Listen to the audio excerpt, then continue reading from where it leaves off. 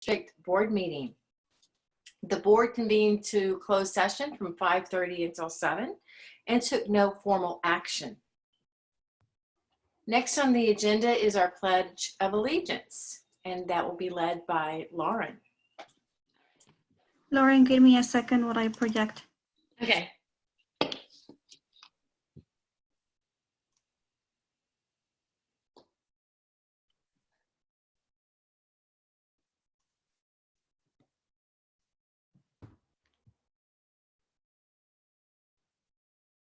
Okay. Yeah. We're ready, Lauren. All right. Ready? Salute. I pledge allegiance to the flag of the United States of America, and to the republic for which it stands, one nation, under God, indivisible, with liberty and justice for all. Thank you. Next on our agenda are communications and public comment. So let me see if I can scoot over for 9A. Kim, we have the approval of the agenda. I'm sorry, I jumped over that. And I believe our correspondence indicated we needed to do roll call votes. Yes. Okay, so do I have a motion to approve our agenda from our last meeting? For this meeting? For this meeting. I'm sorry, for this meeting. I was thinking minutes, sorry. Do I have a recommendation or a motion to approve the agenda for tonight's meeting? So moved. Thank you. Second? I'll second. I see Mary Beth seconded. So Freya, Aye. Sophia, Aye. Mary Beth, Aye. Lauren, Aye. I. Lizette, we're approving the agenda for tonight's meeting. Do you approve of? I think she's Aye. somehow on mute. I think maybe Rose. You just said aye. Okay. Yeah, and aye. So motion passes 5+1. Okay.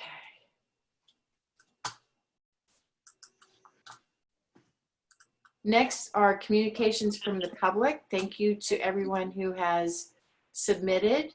I see we have one. And Rosie, so please do correct me if I'm wrong.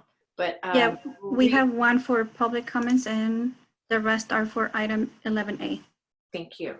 So the first comment was submitted by Richard Van Wingarden, if I'm saying that correctly.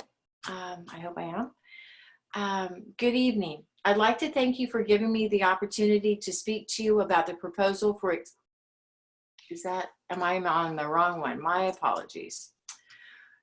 My name is Richard Van Wingarden. I am a history teacher at Half Moon Bay High School, wrapping up my 6th year of service. I hope all of you are doing well and remain safe. The CSU system will be online next fall, and Dr. Anthony Fauci is saying a fall return is dangerous. I get that we provide free care and that differentiates us with colleges, but I literally could die coming back to work, being that I am asthmatic and immune deficient. There are other teachers with compromised health issues as well throughout our district. Many community members and educational shareholders think mostly of the children and feel that COVID-19 spares them. However, many more young people are now getting symptoms of what looks like Kawasaki disease that is being attributed to COVID-19.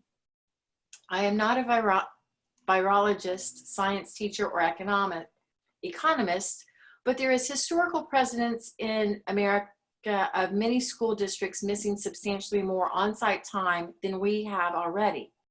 Once in 1918 through 1919 with the Spanish flu, and in 1949 with polio. Our nation did not fall apart for it and lives were saved. My parents also missed 4 years of formative primary education under Nazi occupation in Holland. They ended up all right, being educators for over 30 years. In case we do decide to go forward, I have some questions. I do not expect them to be answered tonight. They are in no particular order, but should be addressed at some point and then communicated back to us, hopefully well before the start of the school year, so we can at least personally and financially invest in protective clothing materials, cordon off a teacher section of the room, etc.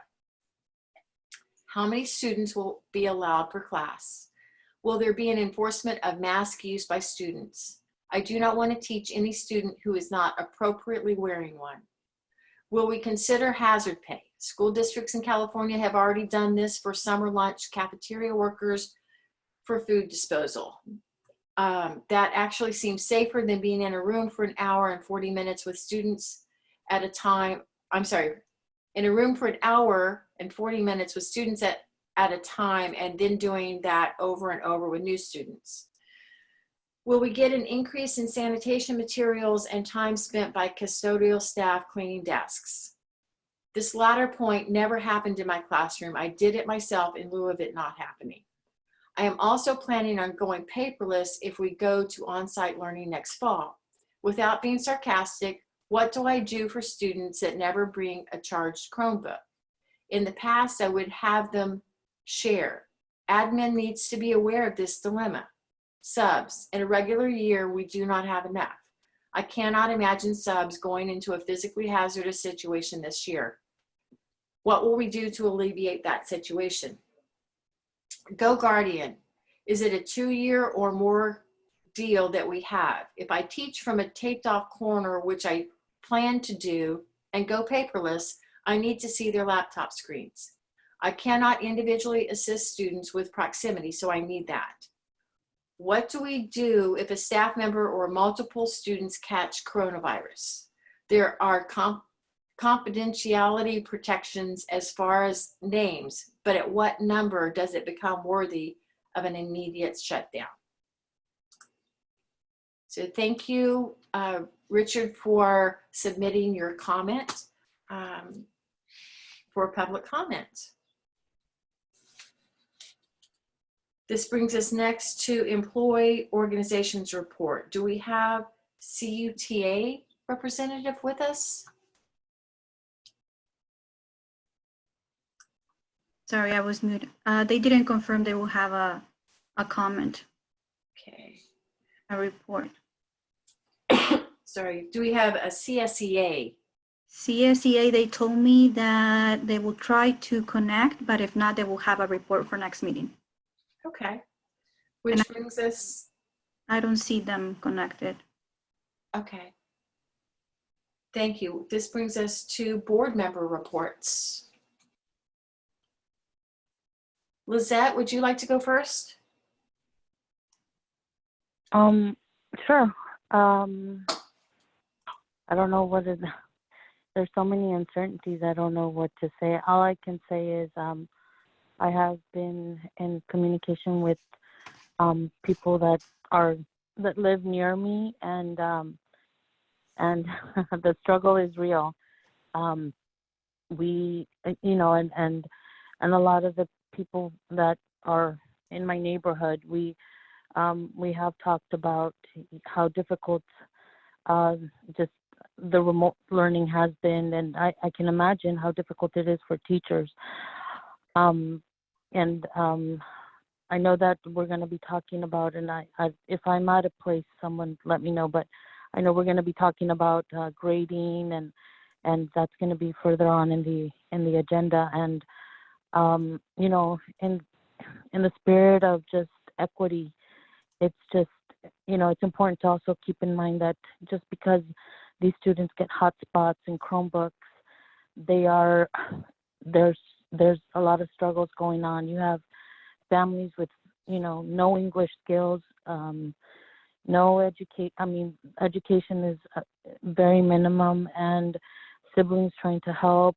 You have families that are living, 3 families in a 2-bedroom apartment, and some people are home because they're not working. So it's really difficult, and it's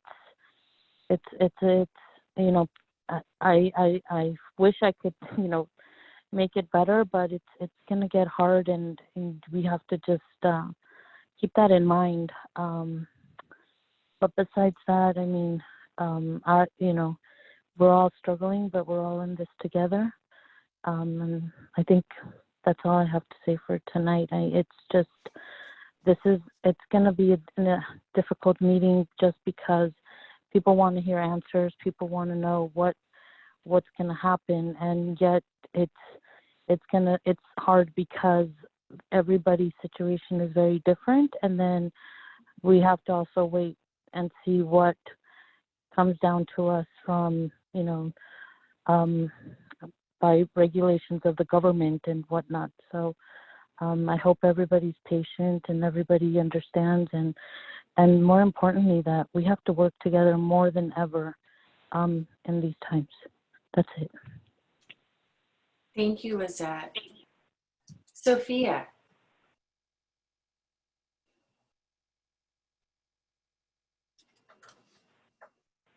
Sophia, you're muted. There we go. Okay, cool. Now we can hear you. Sorry about that. Yeah, I was just starting to say there's a lot on our minds, I think, in many different ways these days. I've been thinking a lot about our mission, kind of stepping back to that big picture of educating every child every day. And that's pretty lofty even in the best of times. So I just can't say how incredibly grateful I've been for the tremendous progress we've been making in terms of financial stability, continuous improvement, equity, over the past months and years, even with the, incredibly challenging circumstances that just kind of, swept on us like a tidal wave about 2 months ago, to just see the resolve and conviction of all our staff and families and kids to do their best. And it's hard as for most people at some point, and for many people at many points. So I'm really tremendously appreciative of that. All that's, I think one commentator I saw this week referred to this as, potentially the most serious challenge to public education in California history. And I think given the interconnectedness of our communities and the complexity of our societies, and a lot of the challenges that we have today in terms of inequities and so on, I think this is, certainly up there. So in terms of financial stability, we'll be hearing the implications, I think, of the governor's announcement today more in our next meeting. Though it sounds like we can expect a pretty significant reduction in the base funding for LCFF, and gaps will be pulled together through other educational sources, including planned pension paydowns. And we'll get that official update, but I think it's pretty clear, as we expected, the proposed cuts are going to be pretty deep and painful. At the same time, we're going to have increased costs potentially because of the situation. So I just keep thinking in terms of financial stability, how prudent use of those limited resources is going to be even more important than ever. In terms of equity, of course, we're seeing these existing chasms widen even more, and that's truly heartbreaking. I'm grateful for all our district has been doing to meet the needs of English learners, to work with partners on ensuring higher speed, more reliable internet access for kids at Moonridge, for example, to make sure that kids are still getting fed, even though our campuses are closed. As Lizette said, the struggle is real right now for all of our families. And for some, the struggle's, like, let's be honest, it's quite desperate. And we really need to double down on those efforts to make sure our students' urgent needs are, and their learning losses are covered as much as we can. There's a lot of real struggle out there. And in terms of continuous improvement, I think it can be difficult to think about that in a time when we're somewhat living in survival mode. But I think it's important to look for those opportunities. And, we may see some in terms of how we can continue to improve, if not despite the crisis, perhaps because of the crisis. So I think the word of the day will be advocacy for increasing federal funding. Be it through the HEROES Act or through more funding for special ed, ideally more state funding, though we know that with a $54 billion shortfall. That's going to be tough. But I think just as important as the resources is making sure we maximize those resources. And I think there's no way to downplay how important it is for every single person in our community to do their best to make the choice of collaborative leadership. We gonna continue pressing forward on breaking down silos, building trust, promoting inclusion, listening openly, communicating respectfully. I think whatever role we're all in, and most of us play multiple roles in this community, I think that's something that we all can strive to do. I think that's going to make a big difference, particularly when we feel like we have such daunting challenges. I think we, as Lizette referred and Sean often refers to, we're better together. So yeah, let's kind of get together and do our best. That's it. Thank you, Sophia. Mary Beth. Yeah, well said, Sophia. All great, true things that are happening right now. The one thing I wanted to add was I just wanted to say thank you to the teachers and how quickly they've gotten the technology up and running. And, if there's going to be a silver lining, I think one of them is going to be the technology piece and, learning what works and what doesn't. And these will hopefully be things we carry through in years to come, even when we're back to normal. Of things that can help kids and, everything along those lines of making sure everyone has that technology and everything that we're being forced to do right now. I think that it can have some positive ramifications down the line and be able to keep those, the positive things that are working and introduce those into our, into the curriculum and into the way we do business here. So there's a silver lining, I think. I hope that that's part of it that we can see out of all this.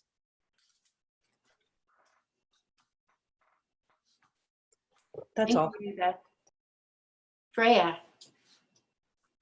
Yeah, reiterate what Lizette and Sophia and Mary Beth have also eloquently said already. So I'll try not to repeat those things.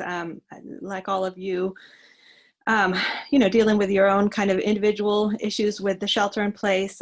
For me, some of the overlying emotion around it has all been the recognition that there's just all sorts of different kinds of grief, whether it's about the shelter in place, the loss of school, the kind of smaller things, but also now turning into loss of jobs, loss of kind of life as we know it, people not being able to see family and friends. So I just want to send a word out to all of our teachers, our staff, our administration, all of our students, just to kind of that perseverance, that keep going, that like Mary Beth was talking about, trying to find the silver linings in all of this, the things that we can learn, the lessons that we can move forward with. So a big thank you to our administrators who are doing the day-to-day planning for how we're going to potentially move forward and all the work that they're doing to make sure that our children are currently getting educated, and to the teachers who are doing their best to adapt to the situation. And I guess the other word or couple words that I want to talk about is flexibility. We've already had to be so flexible in what we're doing, and I think that the future will require a lot more of that. And the other part is the humbleness. Dr. Fauci mentioned that when he was talking about schools, when he was asked a question on the Senate committee, and we don't really know a lot about what this disease does or doesn't do, and we're going to have to be humble in the face of that and flexible as we move forward. We make plans and we'll see where they end up and what we can do with them. But I just want to give a shout out to our whole community. I know that we can do this together. We can help to hopefully remedy and recognize some of those previous, as you say, those chasms, but maybe try and make them smaller in this time as well, and do the best we can to take care of one another. So thank you all to all of the work that you're doing every day. I really appreciate all of it. That's all. Thank you, Freya. Excuse me. I also want to echo really all of these wonderful acknowledgements of what the situation in the environment is. My work is full-time extended video conferencing like this. And many of my staff and my coworkers have little kids at home. And so I see how very real it is when I'm on a line trying to work on a patent with an attorney, and her little boy runs in and she has to get him like set up with something else, and he's not even school age yet. So I realize how, in my next door neighbors also with 2 little kids. So it's tag team parenting for parents that are home. And as stressful as that is, then as Lizette already has acknowledged, when you have such a variety of living arrangements in our community, and for some, it's not the luxury of having 2 parents having to tag team because they're both still working. We have people without jobs. And so being humble and aware of our entire community. And I am grateful for all of the things that I see popping up to support our community. It is, you know, our responsibility to, as a board, to keep doing the business that we have at hand. And so I'm looking forward to talking about the financials tonight, to talking about kindergarten, and realizing there's so much uncertainty, we don't know what's happening. So for everyone online, I think we had, last I looked, there were, maybe we're up to about 32 people online besides our panelists. And so thank you for everyone who has logged on tonight to listen to the presentations and support our school district. I had the great pleasure of being part of the audience listening to the master plan for El Granada Elementary School. And so I was delighted to see, this isn't detailed, but just notional space planning, and the architects did such a good job of hearing what the community had asked for. And so I know that will be brought to us later, but just as a community member, I just wanted to share that I was delighted to know that so much that was presented in public comment was captured. And so hats off to the team that were working on that particular piece. Thank you. It's a hard time, and we are all better together. So I agree wholeheartedly. Lauren. All right. Hi, everybody. I hope you guys are all hanging in there during these crazy times, and hopefully focusing on or finding the positives during these crazy times, even though that it might be kind of hard to see. But anyways, without further ado, let's hear what's happening at some of the schools. So Kings Mountain had an all-school virtual bike and pedestrian safety assembly last Friday. Students answered quiz questions and will submit a questionnaire to be included in a drawing for a new bike that we will video. The K1 and 2-3 classes have traveled all around the world virtually and taught family members about different foods, cultures, languages, and government in other countries and continents during project-based learning. The 4-5 class had a family tree project-based learning assignment and is focusing on Genius Hour and sharing their lessons with classmates. Additionally, office hours are 11 to 1, and the K1 students come to class to get fresh reading books while social distancing. The 2-3 class has rewritten fairy tales, worked on Greg Tang puzzles, and math problems of the week. The 4-5 class is writing speeches and preparing for our virtual 5th grade promotion ceremony. We are meeting via Zoom often while staying safe and keeping healthy. Even during these challenging times, Fairlawn View has been offering fun and interactive events for students and their families. We continue to hold Friday Spirit Days on Zoom. So far, we've had Crazy Hair Day, Fairlawn View Spirit Wear Day, and Pajama Day. Join us for Sports Day on Friday, May 15th. Fairlawn View had a virtual family learning night to help parents navigate remote learning challenges. Ms. McVicker held a virtual Pastries with the Principal event for parents. Watroki Walk Architects discussed with community members the master plan for upcoming renovations at Fairlawn View. Students have been participating in virtual field trips and assemblies. This Friday, we'll be viewing Microplastic Madness to kick off our virtual Oceans Week next week.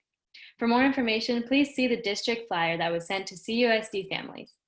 The Fairlawn View PTO spoiled teachers and staff with the week of treats and sweet messages during Teacher Appreciation Week. To close out Teacher Appreciation Week last week, students lined a parade route as they cheered and held homemade signs. Teachers drove along the parade route, which took them through Montera, Moss Beach, Clipper Ridge, and Moon Ridge to show their support for all the work students and parents have been doing. At Cunha, it's hard to believe that we are at the end of this crazy school year. The big things we are working on now are a video promotion for our 8th graders, figuring out how we are going to get back textbooks and Chromebooks, and pass out yearbooks and PE clothes and stuff like that.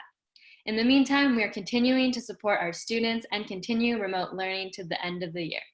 Students have been so amazing working hard on their assignments and interacting with teachers. We know how difficult this is for families, and we want to thank you for the work you have done to partner with us and to keep your kids learning. And we really appreciate all the nice things parents have said about our teachers for Staff Appreciation Week last week. They absolutely deserve it. These times are definitely challenging, but nothing that Half Moon Bay High School can't overcome. Our incredible HMBHS community, made up of our staff, parents, and students, have been working hard to come up with solutions during these uncertain times. Our administration is currently finalizing the format of the class of 2020's graduation will be in. Some of the options include a virtual graduation, a drive-in movie type of setup, and graduation in groups of 20 while maintaining social distancing. We hope to have a final decision in the next couple of weeks. In efforts to recognize our athletes, especially our seniors, the football stadium lights have been shining bright every night at 8 p.m. for 20 minutes. In military time, they shine until 2020 to honor the resilient class of 2020. Make sure to stay up to date with the Half Moon Bay High School community by subscribing to the CUSD YouTube channel, where you'll find the Cougar News airing every Tuesday and Friday, and learn a thing or two from our teachers at home. You can cook meatballs with Mr. Olson, dance with Senorita Stubbs, solve math problems with the entire math department, and much more. In other exciting news, the ASB Executive Board for the 2020-2021 school year has been elected. I'll be at Zoom University next year because I'm going to SDSU, so we're going to be online. But the new student board representative who will be here next year is Caroline Dodge. Owen Wooliver will be the secretary. Treasurer will be Giacomo Carter. Vice president is Kai Guevara. And your 2 co-presidents will be Sarah Sprankle and Dana Hammerstrom. HMBHS wishes everyone well as they wrap up this school year. Thank you. Thank you, Lauren. Dr. McFettridge. I think it's important for us during this time, after hearing so many comments and having received so many emails in recent weeks, it's important for us during this time of challenge and ambiguity to acknowledge and understand there are multiple viewpoints and different interests and a range of feelings that we're going through, and that we have to balance all of that in our decision making and its impacts on the children, families, and community that we serve. There are decisions ahead that must be made to serve the co-side, and these decisions must consider the needs of the collective. I think Abraham Lincoln once said, you can please some of the people some of the time and all the people all the time. No, all the people some of the time, but you can't please all the people all the time. This is a tough time. People have different viewpoints, and we're wrestling with that, and we need to hear those viewpoints and make decisions for the co-side, for the collective, for the district.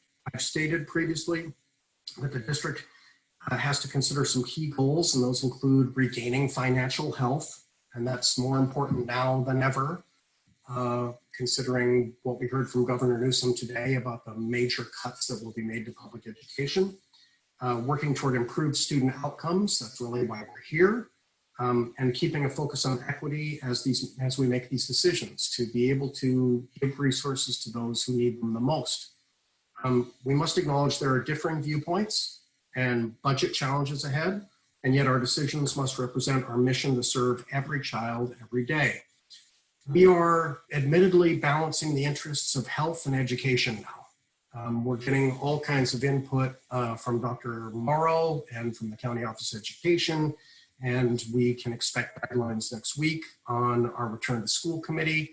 The comment we heard earlier from a teacher, I take very to heart because I'm concerned with people's health and well-being, and we're also concerned with educational progress.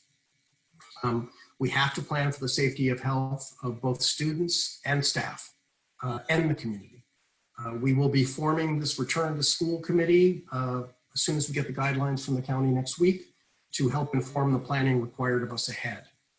Next week, we receive those guidelines, and we've been working with health officials and other Bay Area educational leaders to create guidelines for that work ahead.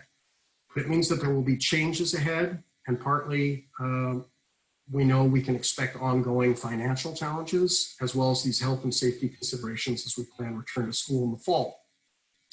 I do want to speak about tonight's meeting. I did share this in my letter last week, and I just want to say, you know, if I've ever had to over communicate and have weekly letters, that's been the expectation of me now. And for those of you who don't want to read all that text, I apologize. And for those who have more questions and I can't answer them all in one page, I apologize for that too. I try to underline the key points. Our letter tomorrow will be underlined for you to have those key points.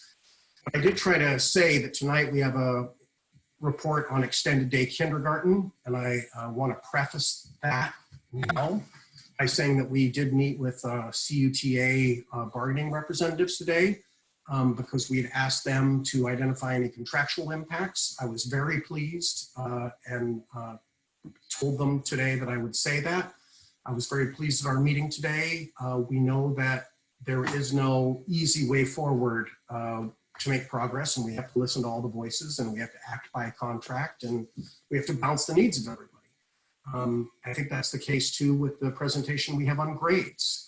I made a big statement that I wanted to make sure that we took practitioner voice for grading standards, even though I'm by policy allowed to set those grading standards, establish those grading standards. It was a big point for me to have the schools work with their leaders, their teacher leaders, to help us recommend those. The board presentation tonight, it's important for us to just acknowledge what the challenges are. I do want to say, per Freya's comment earlier, that people are suffering grief. This has been a very difficult year. In December, we had to present cuts, and then it looked like we were out of the woods and that we might be community funded and have a positive certification. And then it seemed like a week happened, and then all of a sudden, COVID happened. So we have changing economic conditions. This will be a struggle. We will need to be flexible, and we will need to show compassion because we know that people are going through these stages of grief, really. I think Kubler-Ross, in talking about grief, talked about denial, anger, bargaining, depression, acceptance. These are human emotions. We're in a human business. I think it's important for us to acknowledge that. And so we will try to work through that. And I will try to continue to show compassion. And I thank everyone for showing flexibility and compassion during this time. We also will talk about grading, as I said. And there will be some consent items. We are trying to continue to do business. There'll be a resolution tonight about emergency conditions. This is an emergency. This is a national emergency. And to be able to get national funding, we have to pass that resolution about that. There's new job descriptions being posted. And there are a bunch of other things in the action items that we'll see, like new furniture for the new Hatch kindergarten classrooms that are currently being constructed and should be done this summer. We have to keep working. We have to keep doing business. Finally, the last item on the board is about TRAN issuance, and just for the public real quickly, that's about a loan. As we go to community funded or basic aid as a poor basic aid district, that means we don't get regular installments from the state. And we have to take a loan for our cash flow problem so that we can make payroll. So these are all things that we have to do to continue business. We know that people have feelings about them. We need to listen to the feelings. And I look forward to continuing to work with our practitioners and with our public to make difficult decisions, but we think important decisions, and to keep moving toward continuous improvement at this time. Thank you very much. Thank you. Next on the agenda is 10A, the extended day kindergarten update presentation. Sean, do you want to give us a preface for this?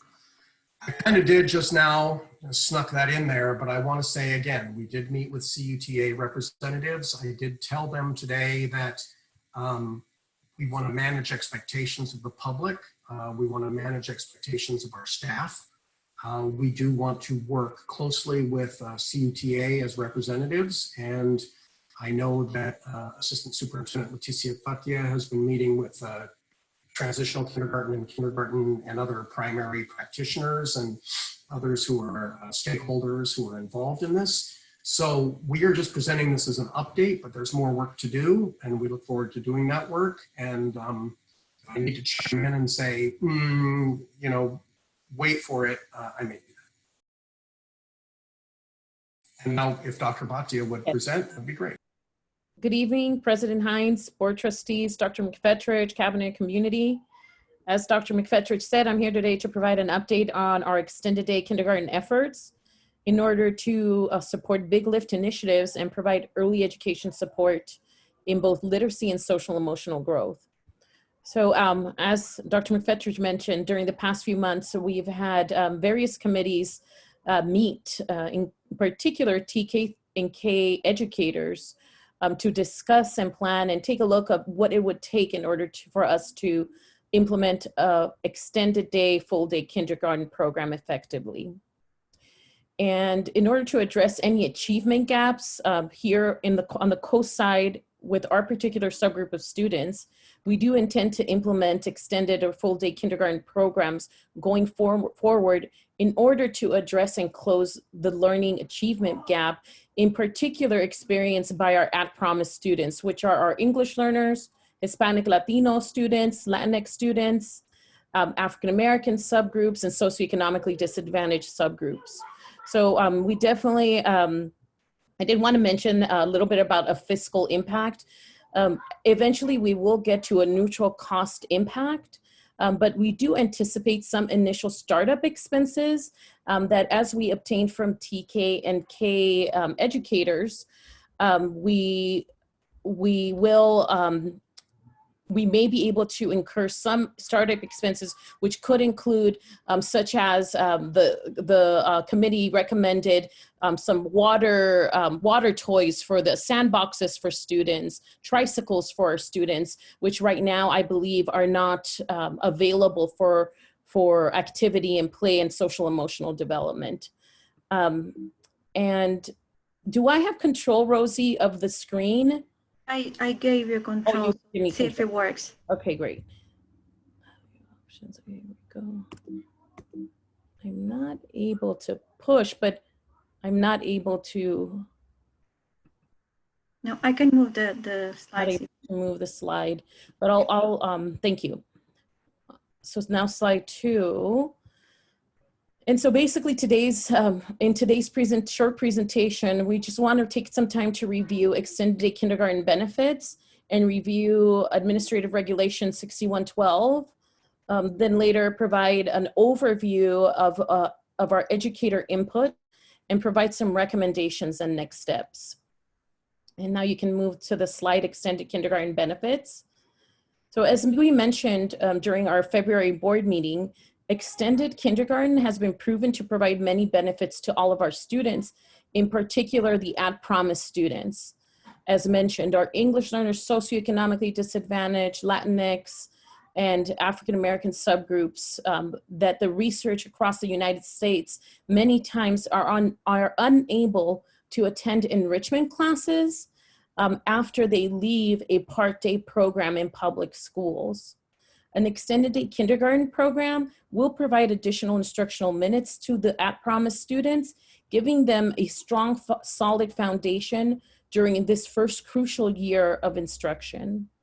And research from our California Department of Education shows that about 2/3 of kindergarten children attend full-day kindergarten classes, which would be classes that match instruction either in first grade and in some districts, where all kinder through 5th grade students receive the same level of instructional minutes, such as that of a 5th grader.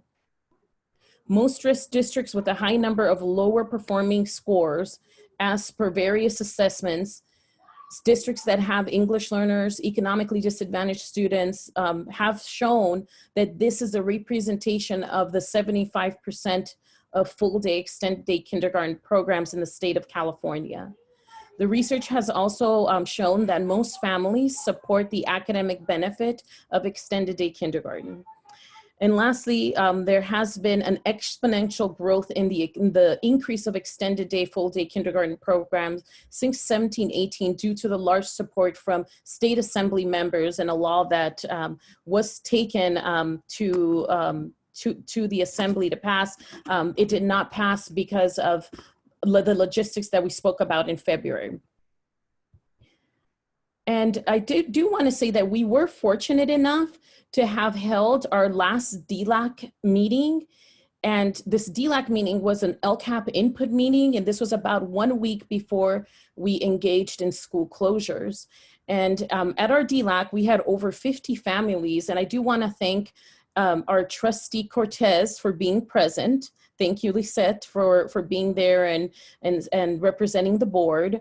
At this meeting, we were able to obtain input from families, and among many other recommendations, our families fully supported and wanted additional instructional minutes for all students, in particular in the early grades in kinder and first.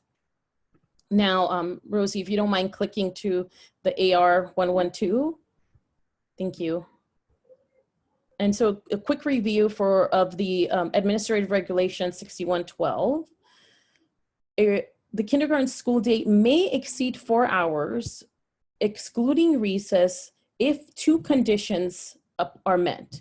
Number 1, that the governing board have declared the extended day kindergarten program does not exceed the length of the primary school day. And that 2, the extended day kindergarten program includes opportunity for students to be active and quiet, and also a curriculum that is integrated with experiential opportunities and developmentally appropriate educational programs. And so should we proceed with the implementation of extended day kinder, we would have to amend the AR 6112 to meet the first of the 2 conditions. The second condition, as Assistant Superintendent of Curriculum Instruction, I definitely will continue to work with our amazing TK and K teachers to ensure that we build an instructional day that includes active, quiet activities, as well as developmentally appropriate opportunities for our students to have.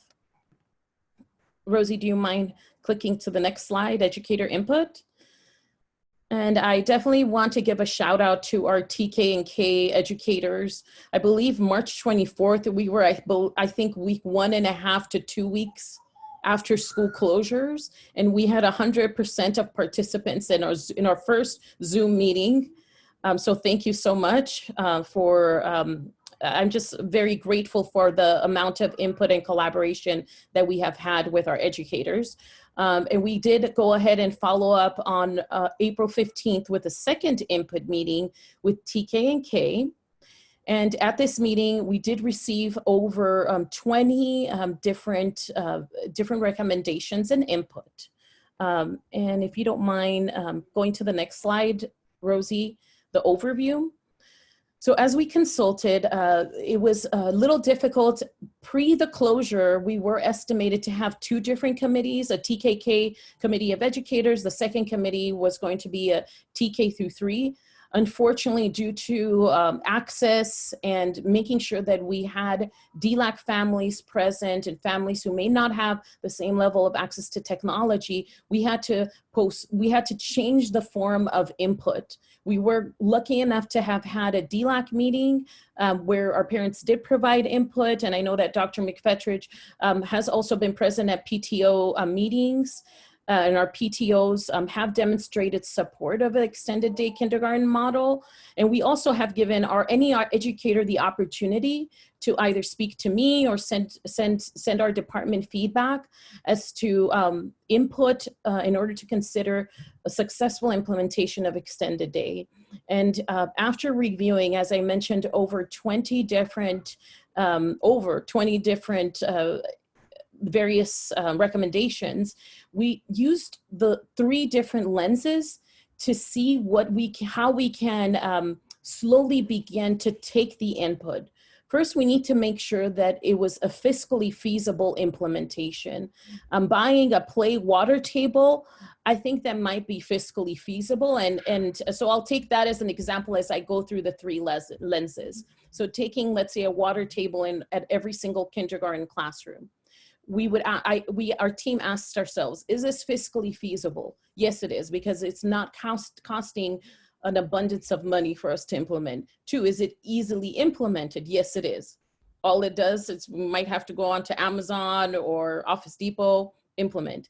And 3, does it have research validation as a best practice in education in the early grades? And yes, it is. As the AR 6112 mentioned, we need to make sure that we provide lots of developmentally appropriate opportunities for our students. And our TKK teachers, we need to make sure that they have the tools that are in the classroom ready for us to make sure that we address the developmentally appropriate lessons for our students. And Rosie, do you mind going on to the next slide? And so, as Dr. McFetridge mentioned, CUTA representatives were presented with our intention to implement extended day kindergarten, and we continue to have conversations, not only with CUTA, but our TKK educators and our various parent groups.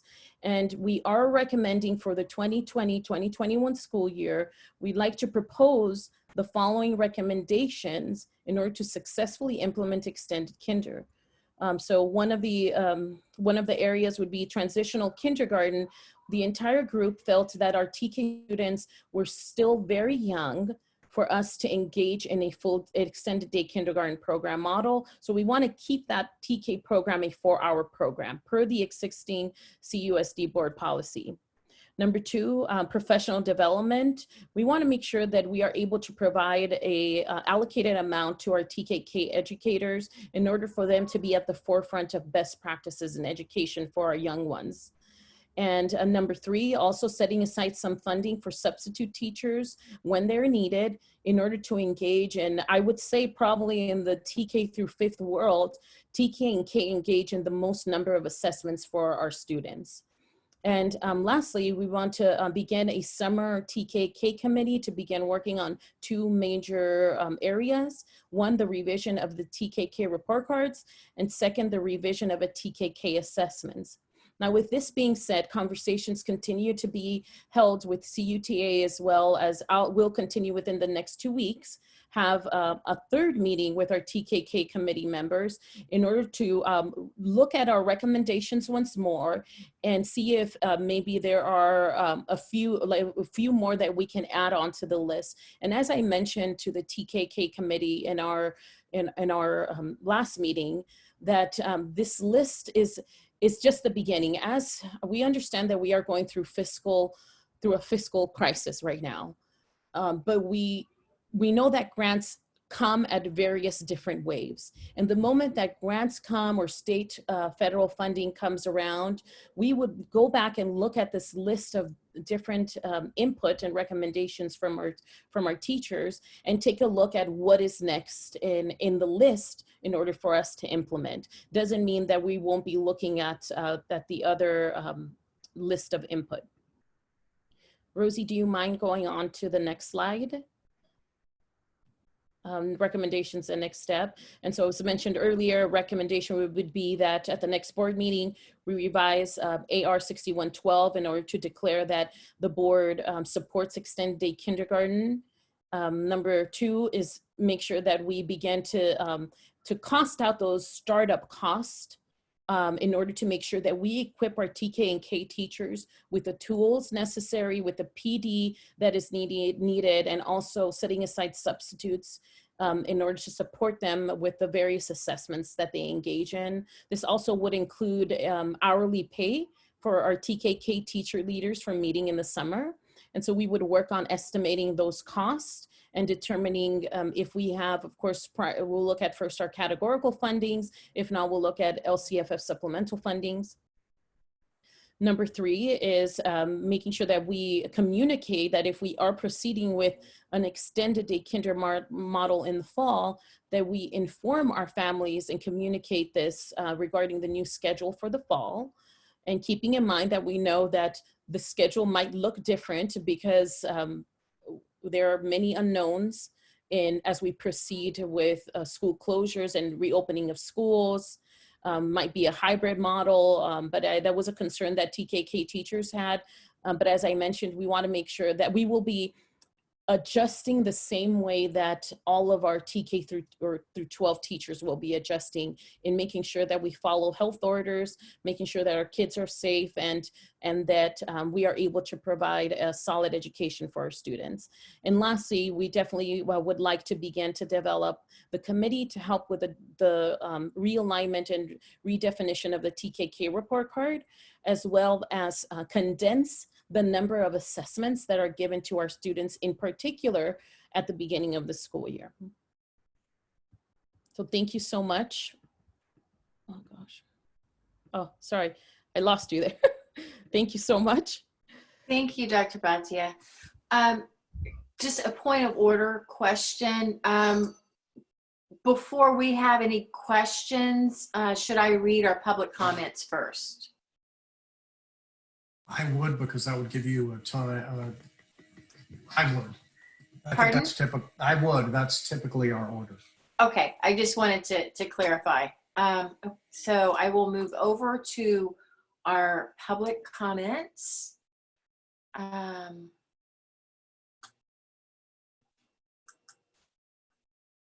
So first is from Peggy Rothenberg, a classroom teacher.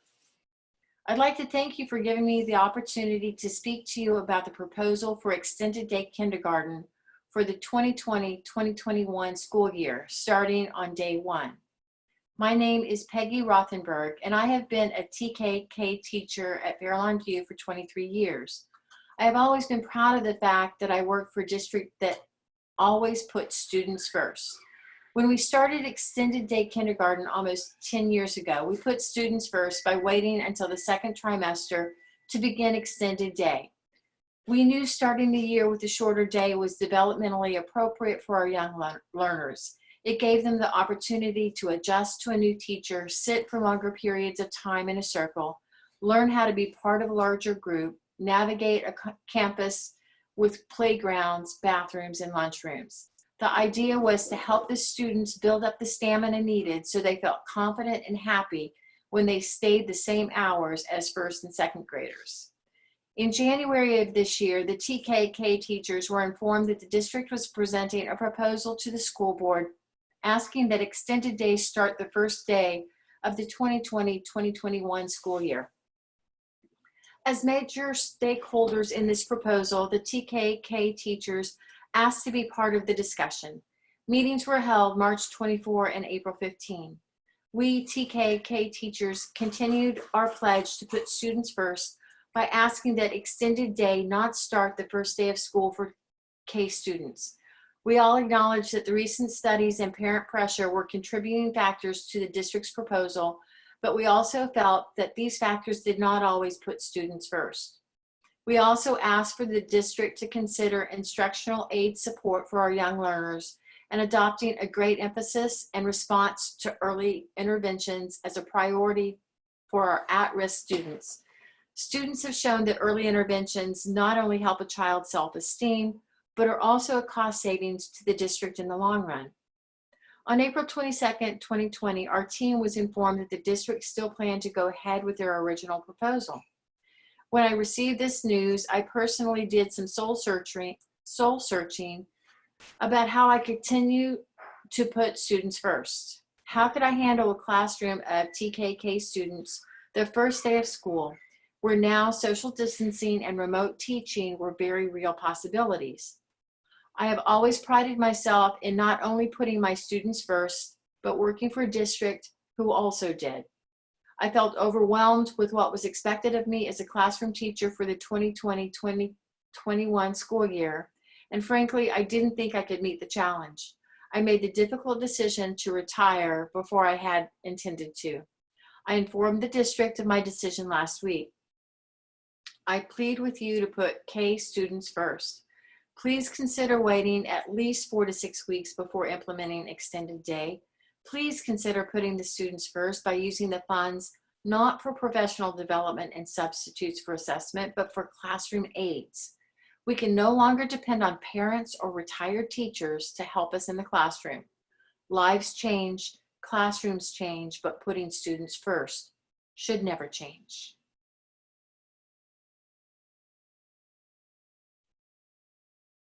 Our next comment is from Justin Stockman.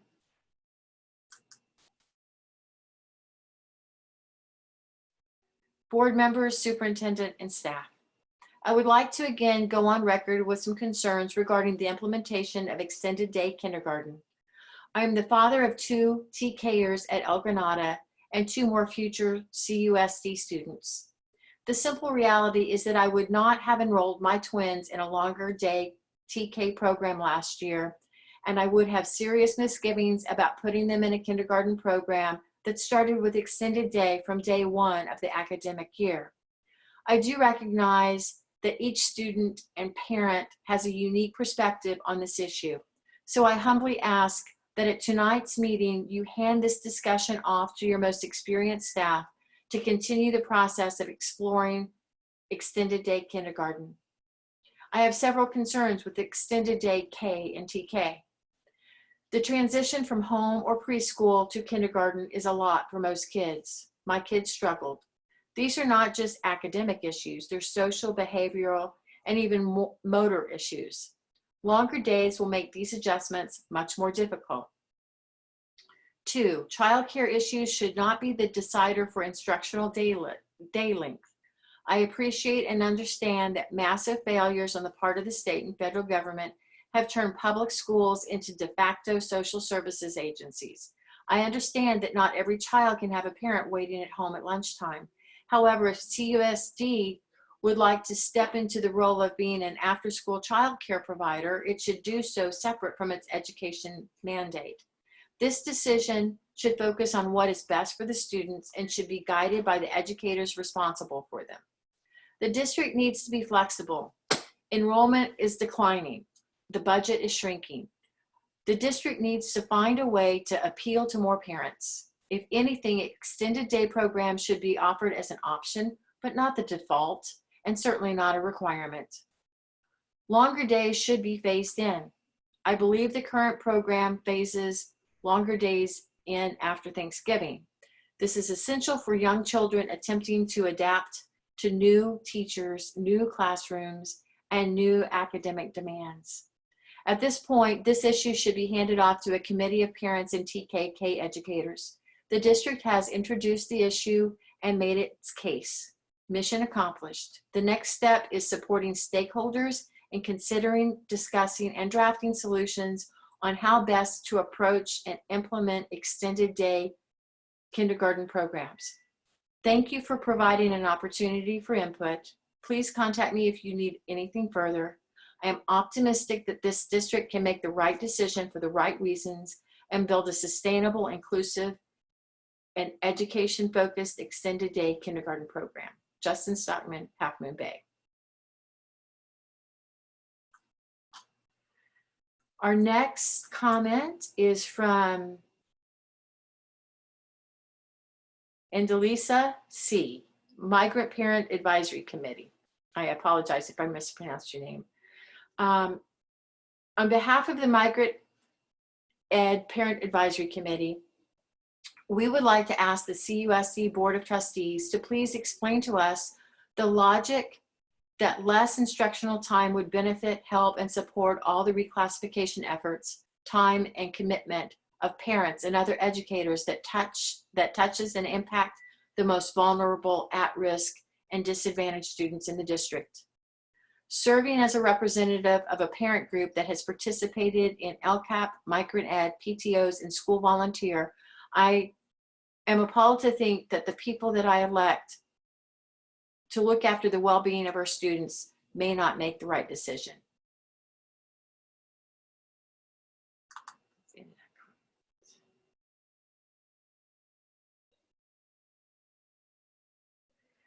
Our next comment is from Kate Livingston, community member and retired teacher and former board member. This is written by three retired CUSD kindergarten teachers, Mary Belsinas, Kate Livingston, and Geneva Putman. Full day kindergarten is not a new practice in CUSD, nor is the staff unwilling to support it. Since 2002 through 2003 school year, the kindergarten staff has implemented a full day of instruction for their students. The teachers value small group instruction and know this approach is most effective for their students. Each site has instituted learning plans to accomplish this method of instruction. It has been going on for 17 years. As retired K teachers, we urge you to reconsider the start date for full day school for kindergarten students. Forcing these youngsters to spend a full day in school on the opening day is unnecessary and callous. Rather than a joyful and gratifying beginning, children can experience anxiety and apprehension. Negative social behaviors are a likely result. There is little to be gained by the individual child in starting full day on the first day of the school year. We firmly believe that our youngest students need time to adjust to the demands of the environment of the elementary school. There are so many adjustments that they need to make at big school. With a full day start date that is 6 to 8 weeks after the opening day, the trauma, stress, and ability to persevere in challenging situations is diminished for the majority of students. They need to adjust to a new teacher, school rules, sitting for a longer period of time for curriculum, how to navigate the playground, the restroom, and the lunchroom. Being part of a larger group and waiting your turn is a steep learning curve for many youngsters. The kindergarten extended day does not meet the prescribed length of the primary school day. We also urge you to place TK students into their own classroom to provide an authentic program for them.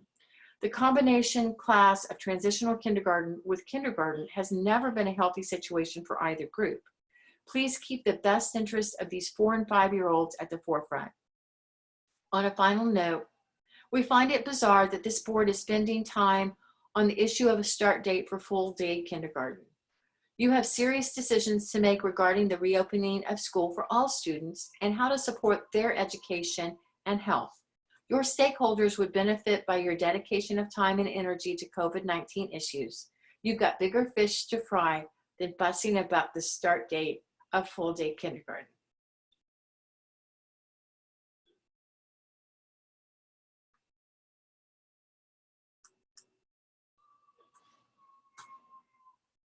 Our next comment is from Luis Bazan, Half Moon Bay Latino Council.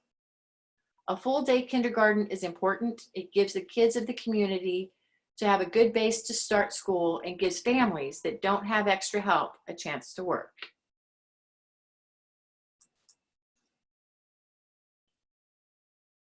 Next is a parent comment.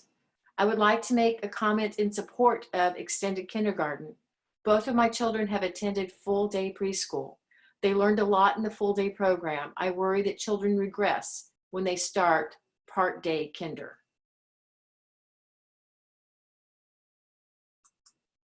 Next is Brianna LaFontaine, El Granada PTO president and parent of First and TKer. As a parent of children sandwiching kindergarten, as a parent of children sandwiching kindergarten, I have a direct connection to changing the kindergarten day. First, I would like to point out that in the extended day memorandum, it states our kinder enrichment programs were taught by uncertified teachers. I can only speak on behalf of my school, but my child was taught by a credentialed teacher last year during our program of Cupcake Club.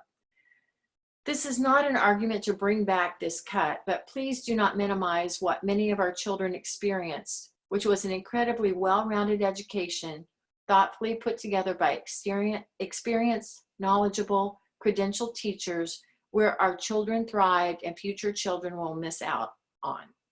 To my larger point, I do not see in the presentation where it says when in the school year kindergarten would start their full day schedule, i.e. day one, after Thanksgiving when it's historically has, or something in between. I do not believe it is in the best interest of kindergartners to start the full day schedule on day one. Though many districts do have full day kinder, they also ease into this schedule. I believe going right into a full day, 5-day-a-week schedule is too much. Even if children have been in daycare or preschool full-time, in the kindergarten academic schedule is a toll and should be eased into.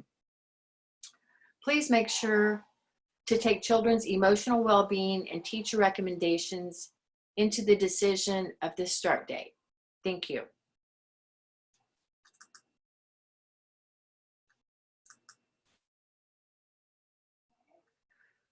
Next is a comment from Misty Veloso, Kathleen Wall, and Heidi Mills. They're kindergarten teachers.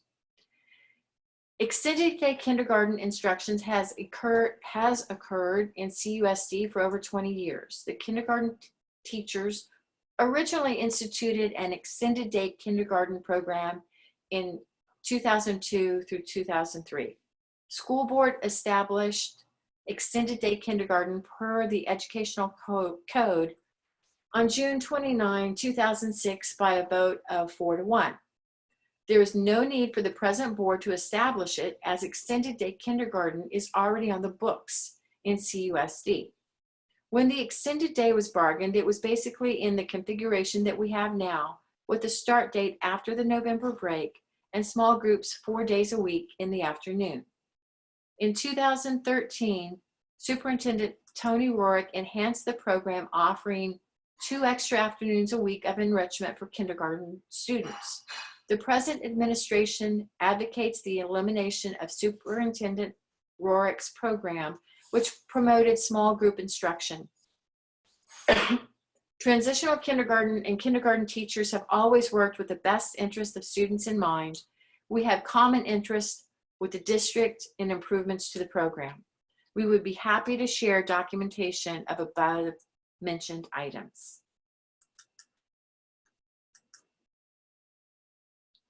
And that completes the end of our public comment section specific to our extended day kindergarten program. First, I know this is a time for questions, but I want to come back to Dr. Bhatia and say thank you for your presentation, and thank you for working with the meetings with our kindergarten teachers. I am humbled, having read all of these comments, and understand that it so very much pulls on people's heartstrings. So thank you. It's a tough place to be in the middle of passionate conversations. As a parent of 2 children who came through the system and already graduated, I don't have a horse in this race, but I am aware of parents that chose private schools because they work over the hill, and I understand both points of view. I remember a dear friend, who her daughter went to kindergarten, and even for that half day, it was so stressful on the parents because that was the first time their child had been out of the house. For my kids, and I went into tears when my son went from El Granada School to Cunha because I didn't know what after school care was going to look like. And that was the scary time, the frustrating, difficult transition for me as a parent, parent because my kids had been in a very controlled childcare setting that grew into preschool. And so I'd already had that separation. And I think every child in every household is different. So I guess my question, and not to be answered now, but while it is about students first, how might we help parents with the adjustment? Right. Can I answer that now or later? You can answer it now.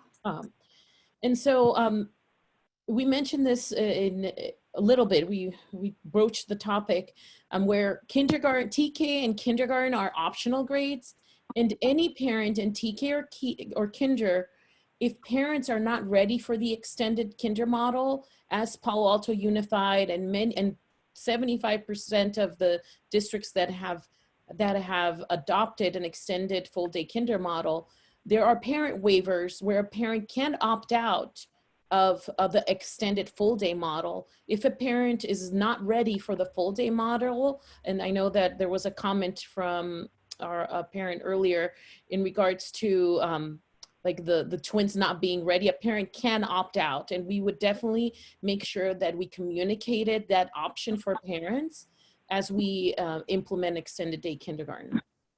And how do we make adjustments, and how do we prepare our parents? We're very fortunate to have just amazing support at the site from our principals, from our teachers, and Big Lift focuses on pre-K through 3. And so many efforts that currently our family engagement department, in particular migrant education, but we do offer family engagement workshops for families, and in giving parents the tools prior to kinder so that they can support their child in any adjustment to a full day kindergarten model. Thank you. Lizette, do you have a question? Well, one of those questions was already answered. I had a similar question to what Dr. Bhatia just said. First of all, thank you, Dr. Bhatia, for all the hard work of putting this presentation together. And also, thank you for having a committee, or having the teachers or the professionals have an input in how this model and what it's going to look like with the research that you've done, but also their expertise. So I think both things are important. So thank you. And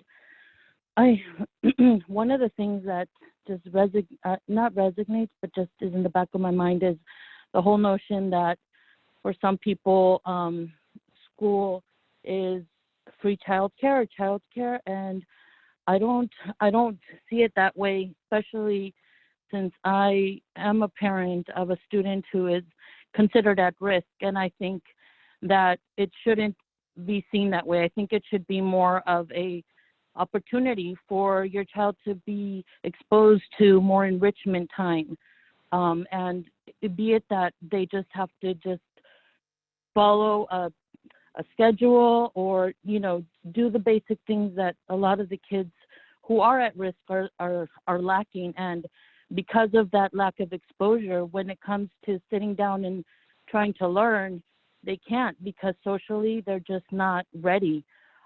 There are a lot of kids who are, they're being taken care of at someone's house because they didn't qualify for enrichment programs, or that parents don't have the money or the time because they work 2 jobs to make ends meet. So with that said, I think it's important that any extra time that they get by extending their day is super beneficial to this group of kids that really need it.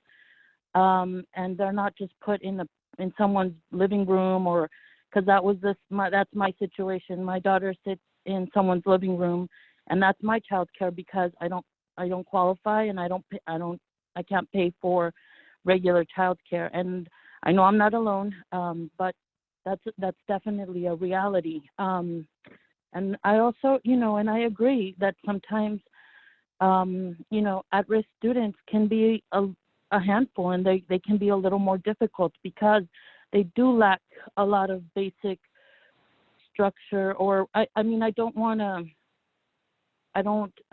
to say something that might offend someone or that is not true, right? Because it's not true for everybody. But a lot of the times these kids are just passing time by, waiting for their parents to pick them up really late, and they're not exposed to a lot of enrichment wherever they're being taken care of. And sometimes parents, because of their education level or their responsibilities, they're not allowed to do this for their own kids. I mean, you would think just take them to the library, right? But that's not always enough. And these kids that don't fit the perfect mold, these are the kids that are going to be harder to work with.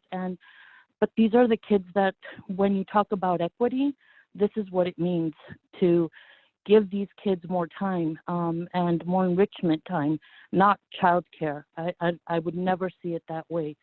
So that was one of my questions, was what happens? I mean, if there are kids that need a shorter day and they're just not going to be able to stay throughout the extended day. So that you answered that. And then with the expenses, I guess, I don't know. I don't know if it's even a question.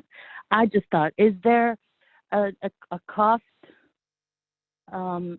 Is it more expensive, or is it cheaper, or is it the same if the extended day started day one or 6 to 8 weeks into the school year? That was my question.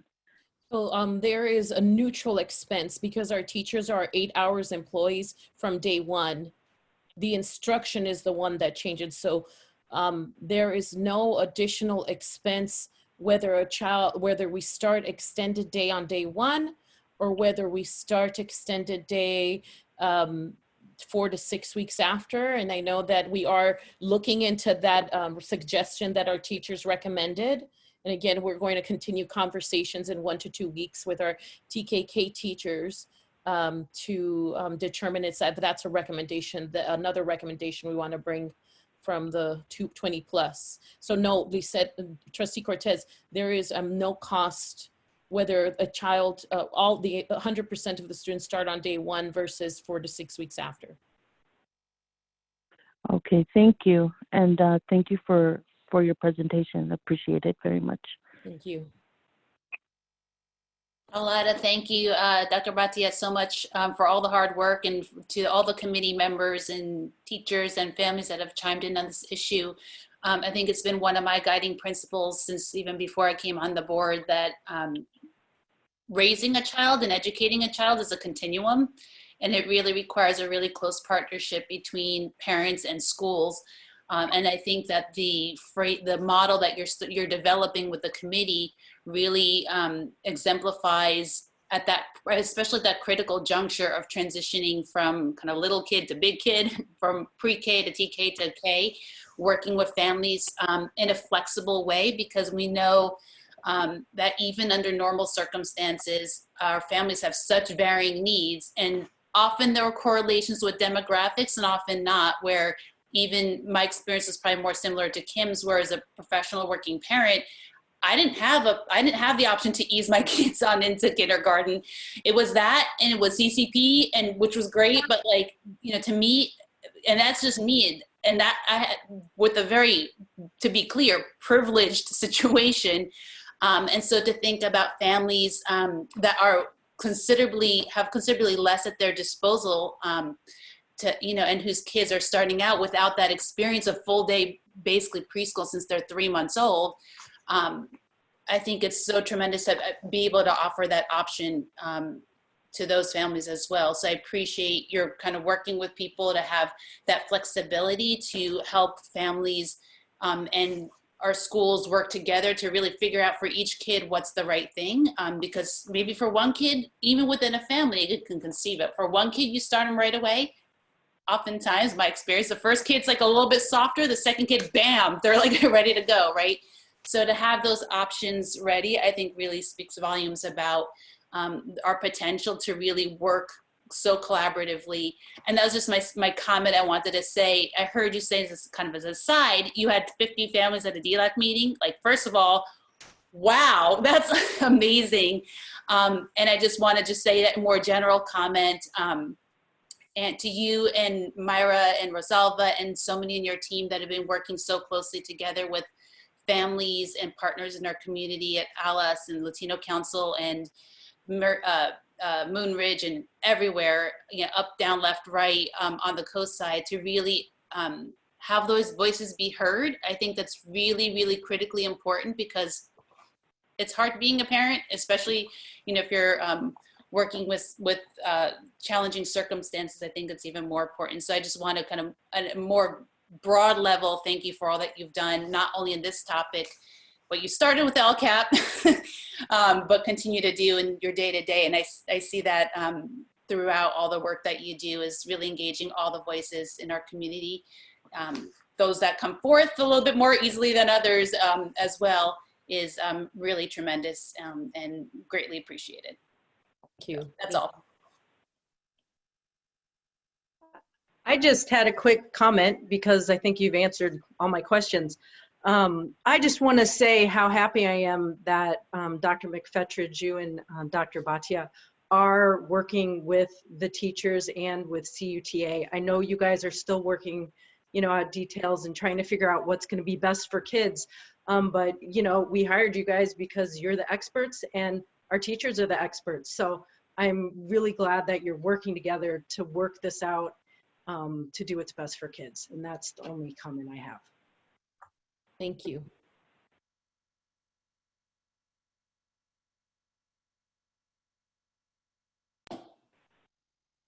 I'm going to take that extended silence for a transition. And so thank you, Dr. Bhatia, very much. Kids are resilient, and as emotionally charged as some of these conversations are, I'm confident that the priorities that are being put on the students in terms of long-term needs and academic base is at the forefront of all of your planning. So thank you so much for If that. I can just close quickly, I prefaced by saying we had a good discussion with CUTA representatives today. We look forward to the next meeting that Dr. Bhatia will hold with TK and K teachers. Look, a lot of times these decisions, I think about that old children's book, was it Goldilocks and the Three Bears and the porridge, and it's too hot, too cold, just right. Sometimes just right is incremental, continuous improvement, and we have to balance the needs and make incremental progress.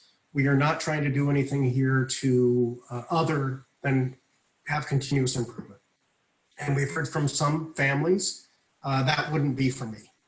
And we've heard kindergarten is not compulsory, neither is transitional kindergarten, and families could not keep them for an extended day. We've also heard from other families, yes, we need more.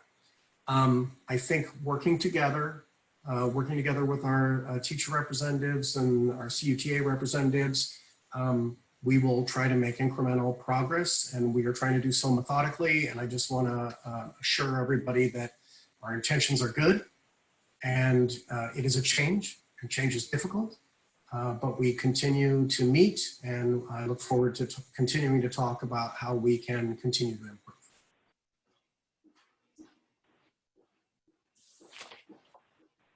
Thank you. Next on the agenda is 10B, our financial report presentation.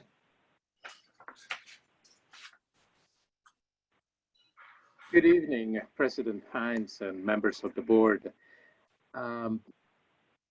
Rosie is going to be putting up our presentation and is going to help me with the slides, and thank you for that.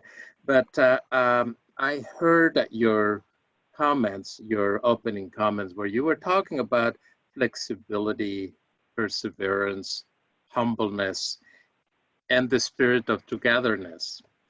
And as we start looking into how our perspective, the fiduciary responsibilities of the board, I would add a couple of things. One of them is that we, with that spirit of togetherness, look at the glass half full, and we're getting ready to make wonderful lemonade, because we are going to be looking into some numbers and some things and some situations where only this spirit of togetherness and our capacity to make lemonade and to look at the glass half full will help us walk through. So I want to get started and then just bring you the, Rosie, can we put the presentation up? And thank you. I want to get started by just reminding you what the show needs to keep on going, and we will have to have a budget, bring to you a budget to adopt by June 18th, where we are going to be saying, this is based on our best knowledge. This is what we are going to be adopting, presenting to you for adoption as a budget for 2021. But as it has been mentioned, our life is totally different from January to where we are right now. And as we are preparing for a budget in circumstances that are a little less than optimal. So at second interim, we brought to you a financial report. If you can get to the next slide, Rosie. At second interim, we brought to you what our up to January 31st, what our books reflected, and we brought to you what we knew as of February, and we brought to you a budget, a look into our books that would have a second interim with a positive certification. We brought to you the notion that was due to our basic aid, and that we had that $1.9 million, $2 million that we could use to help our situation, and that the assumptions at that moment looked pretty good. Then we had COVID-19, and everything changed. Everything changed drastically and fast. With the governor's order, that was sheltered in place, our schools were closed, and we were only to keep two essential functions. One of them, it was remote learning, and the other one is to feed our children. And we have kept those two essential functions, and we are doing that. But also immediately came the situation. Okay, Senate Bill 117 brought us the notion of we will pay all of our employees through June 30th. So that continued the funding for us to do that.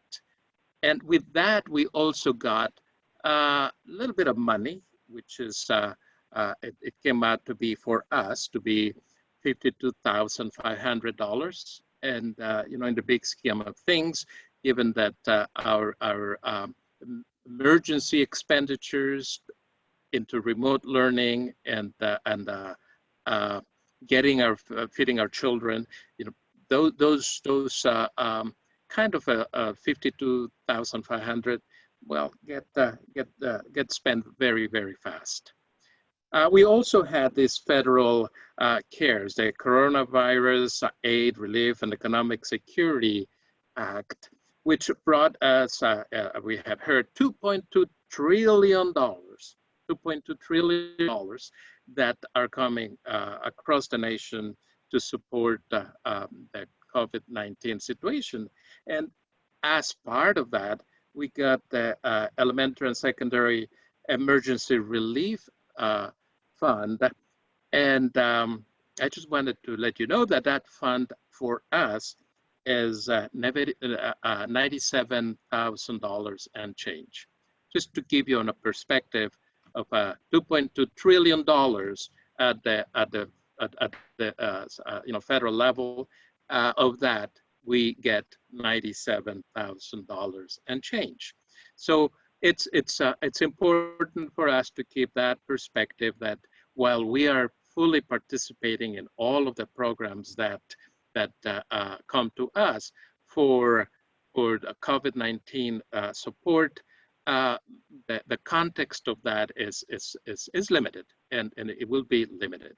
So if we can go to the next slide, Rosie.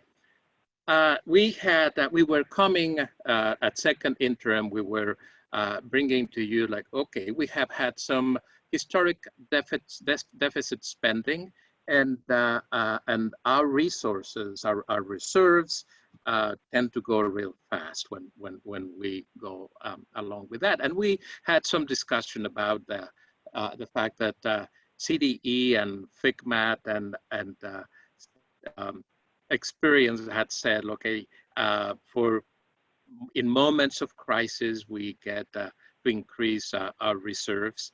And because uncertainties, like the ones we're living very vividly now, then tend to come and wipe out what those reserves are. So as we came into being a community-funded basic aid district, and with declining enrollment, and with the liability of the contributions to STIRS and PERS, and we also talked about that, how the cost of special education getting real high, and we discussed with you the whole notion that we owe some, we have some vacation liability. So this package that we brought to you and we appealed to you during second interim, we looked into the best practices that FICMAT would give us, and then putting them in place. And we are doing that. That's exactly what we are doing. So so this is what we said back at second interim. Let's keep our eye on these issues and continue to do the planning so that we can get to solvency, a place of solvency that it is solid. So we are now with other realities. We said that at the second interim. Now, a month later into April, we had, and late in April, other realities. Rosie, can we go to the next slide, please? Our current realities are that even though we are going to be having revenue to flow the same way that we have had it, and even as I shared with you, the federal revenue has increased $2.2 trillion for the nation, which it's 97,000 and change for us. Our expenditures have increased, and we are looking at the May revise today, a reduction by 10% on the state funding. But what does that have to do with us and basic aid status? As you recall, we had mentioned to you that we were writing that a poor basic aid district that was at the verge of flipping back and forth into basic aid and back into LCFF. So I will go into a little bit more in detail with you the next slides. But one thing that happens is cash flow. And in the middle of a crisis, cash is king, as it's expressed in some of the articles that we shared with you. Cash is king, and our stability really depends on how we manage our cash. And as you saw, one of those things that when we flick back and forth, when we are a basic aid, we don't get our taxes about twice a year, and we don't get much except for those moments. But more about that a little later. But as we look into budget development, which is where we are right now, we look and see that that came in January from the governor, that rosy, wonderful way where we were thinking that we were going to be getting 84 billion for education, of which 74 plus were going to be for K-12. That is gone, gone, gone, gone. So now we're looking into what he brought to us today. Said like, we are going to be cutting 10% across for LCFF, and while a week ago, FICMAT was thinking that we should be looking into some scenarios where we would be looking not into -2% to 10% being the worst, -2% to -10% of COLA. Yesterday, FICMAT was talking about, I think it's a pretty much a -5%. So not very uplifting, but as we heard from the governor today, the June deferrals are pretty much a certainty, and because it was moved to July 15, the taxes, you know, the income taxes, there is uncertainty as to how much of those taxes are going to be really coming in, and with that there comes the uncertainty of how this is, how we're going to be planning. So it keeps on being referred to, like, remember back during the big recession when we were building budgets in the darkness, and we got pretty good at it, into kind of, and why we did that is because we'll learn how to really manage cash. So paying attention to our cash flow. That's why we gave you that article also from FICMAT and saying, like, keep an eye on cash flow, and we continue to keep an eye on cash flow and keep our reserves so that we can meet our responsibilities. So can we go to the next one, please? As we look into this and seeing that the tax receipts are down, and we are looking at preparing for a recession probably deeper than the one that we had, as we see. And we, as of a week ago, were looking into perhaps $1,400 to $1,200 less per ADA, and we can expect to really lower larger class sizes, to furloughs, to layoffs. So all of those things are things that are possible and on the table as we keep on doing our projections. And that leaves us really with a whole notion of getting creative and to see how we can, together with that spirit of togetherness and making lemonade together, and so that we can adjust our budget shortfalls and get with all of our local partners and all of our stakeholders so that we can do two things. One, to continue the learning, that we do whatever it takes, that our children learn, all our children learn. And the second one, that we look into how can we keep our employees in a job, do the best that we can do. With those two things, we can really look at the notion of better together and collaborating within the organization, so that we can then teach our children, educate our children, and keep as many jobs as possible. Keep everybody who is educating educate an educator educating. So the next one, Rosie, please. And just a little reminder of what basic aid is, as I said, that I would bring it. So we are at this moment pretty much thinking that we will continue in basic aid, because basic aid basically means that the revenue that from our taxes is going to be above that of LCFF. You can think of LCFF being cut by 10%. That means that, does that make us more rich? No, just means that there is more, there are poorer districts. That's what it means, because it's not more money.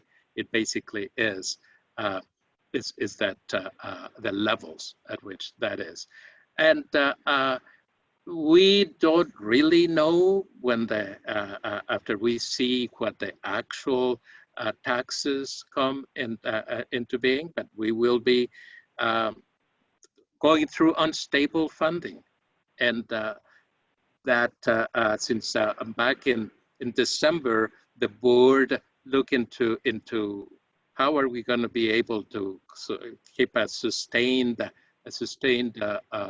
stability, and the board has already looked into the notion of reductions, and so that is something that we will continue to bring and say reductions that would get us in a more efficient way, or that would help us optimize our resources. Rosie, can you move it to the next? The roller coaster effect will continue, and we will not have that supplemental tax that helped us this year. We only get that one during the first year that we become basic aid. That will not be here. So we are going to be, if we are basic aid, we don't count on those $1.92 million that we received this year. So we will continue our basic aid or not, depending on how the final numbers fall. Can you go to the next one, Rosie? And the articles that we gave you really look at the whole notion. I mean, this is a summary of what those articles basically said, that the COVID-19 is going to be bringing us into a recession, that it probably could be worse. And as it was expressed today during the governor's budget, it was the previous recession, we came into it gradually. This recession, we are coming in real fast. So it's a cliff. It's a cliff. So based on that, it is the whole notion of cash is king. That is why we gave you the whole some articles about the importance of keeping reserves, good reserves that would help us go against, would protect us some from this catastrophes like the ones that we are having. So as with COVID-19, I already said, like, we are not only not looking at zero COLA, we are looking at negative COLA. That is going to be affecting the number, the revenue that we would be getting. And then some people say now that it would go up to 15%, but it's all estimated and informed guesses that are being gone out there by the experts. And FICMAT, one of the experts, as of yesterday, was saying -5%. But we shall see what end up being. So that is what are our next steps then. Rosie, can you please change the other one? Our next steps is that we will bring to you for your approval a budget that to the June 18 meeting. So We are building that in the FICMAT guidance, and as you saw some of the articles, we're building several ways, several options, so studying it one way or another so that we can then bring to you a budget for approval that would think that is best. And as we did back during the big recession, we might have to bring to you some revisions if that is the case. If that we think that today's May 14th, there was a typo there, the May 14th revised today. Something that has already changed as a result of this is that we were going to be bringing the budget for public hearing on May 27th. That is not going to happen.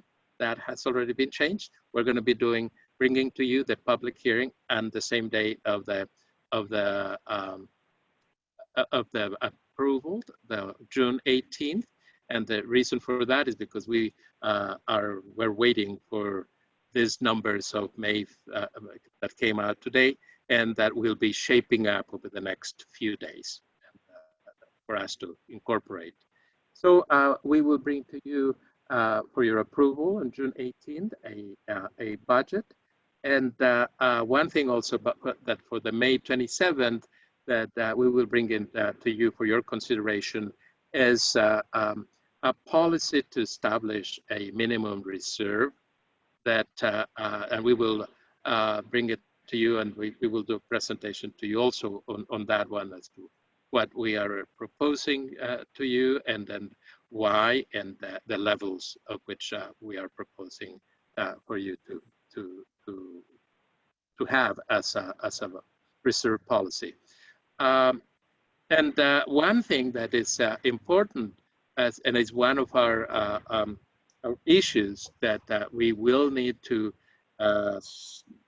sooner than later get to, is the whole notion of vacation that we owe, that has been accrued, and that is a liability, and it is in our books. And so that will be part of how we will bring to you and say, this is what we have, and a plan to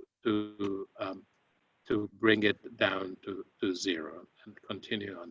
So that is the extent of what I wanted to share with you, and the direction that we're heading on. And as I said, I mean, hopefully together we can get real good at making lemonade and seeing the glass half full. So with that, do you have any questions?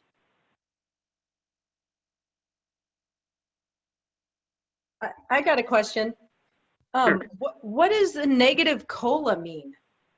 A negative COLA is when you're starting to look into how is that going to be affecting the revenue that we get per child. So not only it affects the formula that we get, and then we say, oh, that means that per child we're getting this much less. Okay. Since I'm talking here, I can just finish my thoughts, I guess. I mean, I'm glad you brought up that the reserve level. I mean, that's a big concern to me right now, especially since the CDE and FICMAT have recommended that, and especially with this roller coaster we're on of, getting money, not being stable about when we're getting the money and coming in. And I mean, we'll say it later tonight, we're having to take a loan out because we can't cover it. And that money would be way less that we're throwing out the window, paying in interest if we didn't have to borrow so much. So I'm glad to hear you're looking into that, although I know it's going to be hard to save right now. And then the second thing I'm glad that you're looking at is that vacation liability. I mean, that's a big debt on the books, and that makes me nervous. And I would like to see some sort of plan to get that, paid off and paid down. So thank you for your presentation, and those are my two biggest concerns I have. I'll just start off with a comment to just say thank you. Unless Lizette, you want to chime in first? Go ahead. That's fine. Go ahead. Oh, I was just going to thank you, Jesus. I think this is a presentation we did not want to hear. no one wants to hear right now, especially after the previous several months that, through Sean's fearless leadership and you joining us over the last few months, we got through a pretty, I would say, extremely difficult financial situation and felt like we were just getting our feet back under us when, the COVID tidal wave hit. And here we are again with potentially as bad a situation. It's a lot of unknowns, as you said, and a lot of pieces. I listened to the press conference this afternoon as well, and it was not what we wanted to hear, but clearly what we were expecting in terms of the 10% base cut to LCFF and some potentially shell games with moving things around from pension relief to cover part of the gap. So, and a lot of the uncertainties that you mentioned too, I think are really important in terms of cash flow and how important that is. And he did also, Governor Newsom referred to potential deferrals as well as a mechanism for managing their cash flow problem, right? Basically, like it rolls downhill to us when they're doing deferrals. Potentially, and I don't understand the mechanics of that, would be above and beyond the typical basic community funded structure deferrals that we get anyway. I think we can reasonably expect down the road, it hasn't been discussed yet, but some changes to the pension funds as a result of the stock market changes.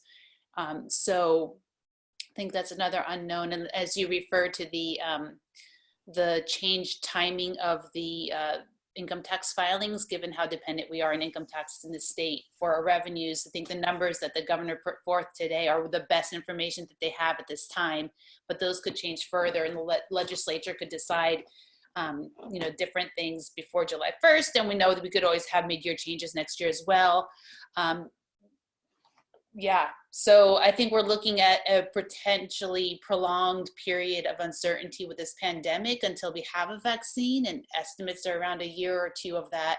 So I think we can see things bouncing around even more than they usually do under the best of circumstances, which were never really that great to begin with. And so I would just echo your points and Mary Beth's comments about like we need to just continue cleaning things up, tighten things up, hunker down, get ready, because it's gonna be a roller coaster for sure. Not the good kind. So I don't have any questions. I think you did a really thorough presentation as well. And I appreciate all the corollary things that are coming to us, later the evening with the TRAN approval and such as well. And financial advisory committee later in the fall and such. So I think the more we can work together across all the different sectors within our school communities and broader community and beyond, I think that behooves us to do and serve our kids as best as we can. So thank you. Thanks, Sophia. I apologize for having my internet drop off, and then I figured out how to do a hotspot, and then it came back on. So anyways, hazards of Zoom. Lizette, do you want to offer your comments, please? Yes, thank you, Jesus, for doing the presentation.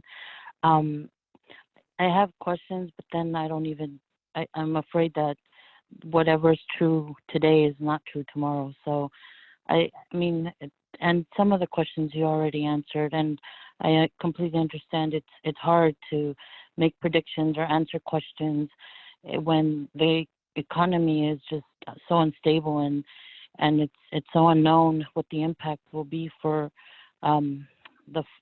school funding when this whole situation is just constantly evolving, I guess, day by day.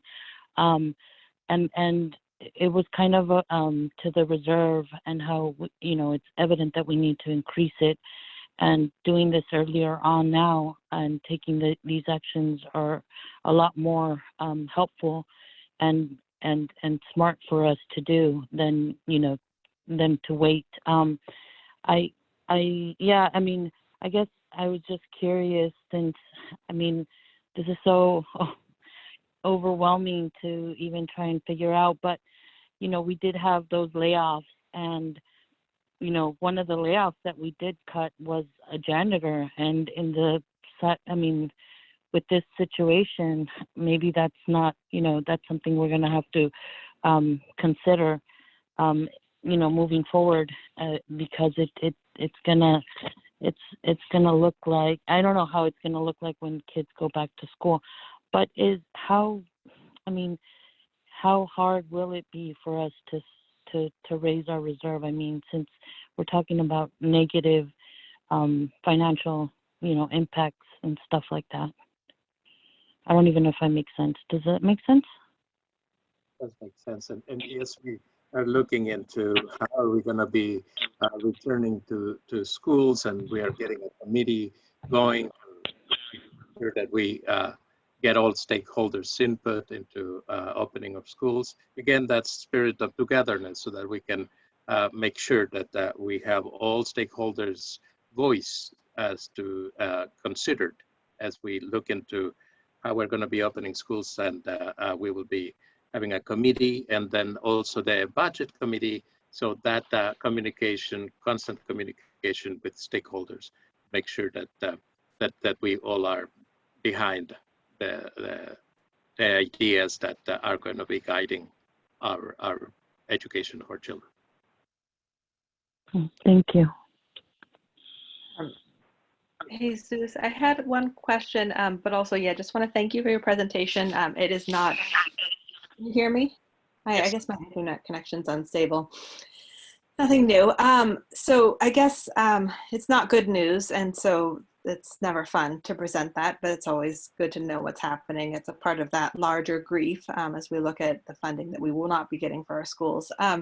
So we will hopefully make that lemonade out of lemons and find those silver linings and work through it all together. A quick question just on the specifics about the switch to basic aid.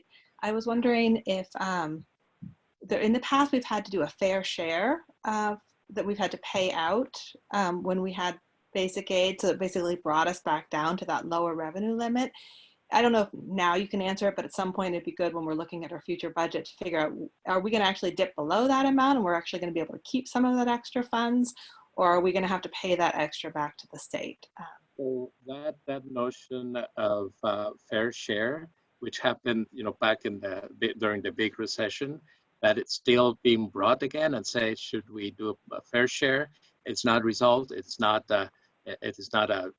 that will happen to basic aid districts to get that fair share is not resolved. There is no, but it is being talked about.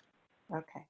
So that might be something useful to interject if we wanted to in terms of a legislative level, that if we are going to be doing fair share, that for those districts that are below that revenue limit, we shouldn't have to pay that fair share, because that was a real penalty to us before. So maybe there's some advocacy. Sean, maybe we could coordinate with you in terms of letters to representatives or other things. Definitely, for district such as ours. Right, yeah. Okay, thank you, Jesus, and thanks for the presentation, as lemony as it was. Just to that point, I mean, I know the co-signers for Better Education Funding have done a lot of advocacy for us. We've been in communication about asking for advocacy in the past, and then COVID happened, and I think there are going to be a lot more advocacy efforts. This is a tough time. We will get through it. We've gotten through tough times before. It's just sad that we got through a really tough time and had a glimmer of hope, and now we have another setback. And weighing it against all the health and safety concerns that are out there for the entire globe, I think it's just really understandable that people are upset and have questions and are angry. And I just so appreciate Jesus Contreras for his humanity and his optimism, because I do think it will be hard, but we can work on it. I have one more thing too, Kim, when you're done. Oh, okay. Thanks, Mary Beth. I just saw it, hand raised. This is a tough time. I mean, there's no way around it. And my guess is, and I want to think ahead in terms of planning and replanning. It's not as simple as, oh, we've lost money and now we have to replan and decide what else to cut. But we realize there are going to be impacts and costs associated with COVID-19, whether it's more sanitation or whether it's more infrastructure for remote learning for an extended amount of time, or making sure that our most vulnerable do have access to what they need. And so it's not as straightforward as just fitting in the box. And so I would hope that if there's a conversation, Jesus, that you think we need to have, apart from, I know we have our next board meeting on the 27th, and we're supposed to decide on our budget in June, but if there's any other study session, that it's, you know, we had talked a couple of months ago about having some kind of study session, but whatever those topics are, that help educate not only the board, but understanding with the community what all of these constraints are. I think that's going to be really important. This is not lemonade anybody wanted to make, but it's definitely a community effort and a collaborative effort to get through this. I also would look to what your recommendations are, where it was really easy, you know, back in January to be saying, oh yeah, we need to increase our reserves. At this point, how are we going to be practical? How are we going to basically keep ourselves in like the minimum reserve area and still meet the needs of the district? So I'm glad you're on board, and it's a really miserable new job given all of the, you know, it's not just a new job, it's here's a new job and here are just this crazy amount of challenges, and thank you for rising to that challenge. It definitely will be a community effort for all of us to move forward. Mary Beth? I just wanted to add that, Jesus, I really appreciate you being out in front of this, because I do feel like, you know, we're getting on this before there are even answers, which I know is hard for you because you're running different scenarios over and over depending on what information you get that day or what changes. But there were two quotes, and two of those articles, they ended with quotes. And this is why we need to be out in front of it, and I'm glad you're doing it, even though I know it's more work for you.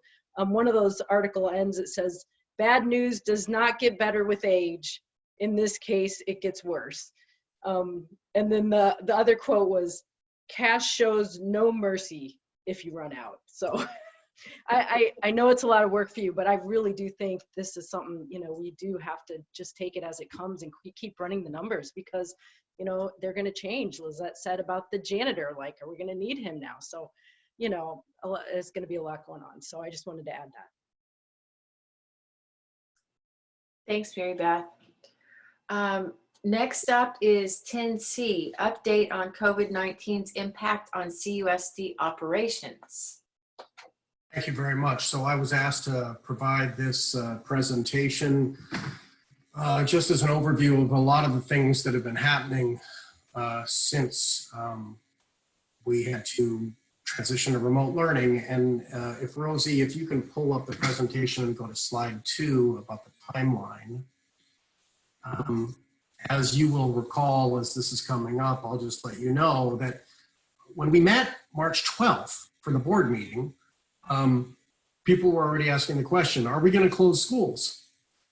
And I could only say, wait for it, because of course this has been a concerted effort with health professionals and with the San Mateo County Office of Education, who's been working with all the Bay Area County Office of Education. And this is, the Bay Area has really done a phenomenal job of trying to have this collective action with all these districts doing this. So on March 13th, we transitioned to remote learning. We announced it through the end of the month, because at that time it was like, okay, we're going to do this and it's going to be this amount of time. You'll remember that the weeks before that, I was saying, okay, we couldn't have congregations. We had to cancel a musical. We were looking to cancel prom or postpone prom. We had no idea. And it was a day-to-day proposition. And it's always a day-to-day proposition. It's always emerging. March 16th and 17th, we gave planning time to teachers and administrators to talk about that transition to remote learning. I do want to thank Ramon Macias and Heidi Mills and Sean Reardon, who worked with us to create a memorandum of understanding with CUTA, and also to Stig Lin and Jason Owens, who worked on a CSEA side letter to say, hey, this is what work will look like. We're emergency workers, but let's try to like manage expectations about what can be done and what we expect, knowing that it's going to be hard, but we're going to keep working. By March 18th, then we had the beginning of the transition to remote learning operations. And I will say then we started delivering materials. We started having families pick up materials. And then we started realizing that this was an equity issue up and down the state, which was about a technology gap, an information gap.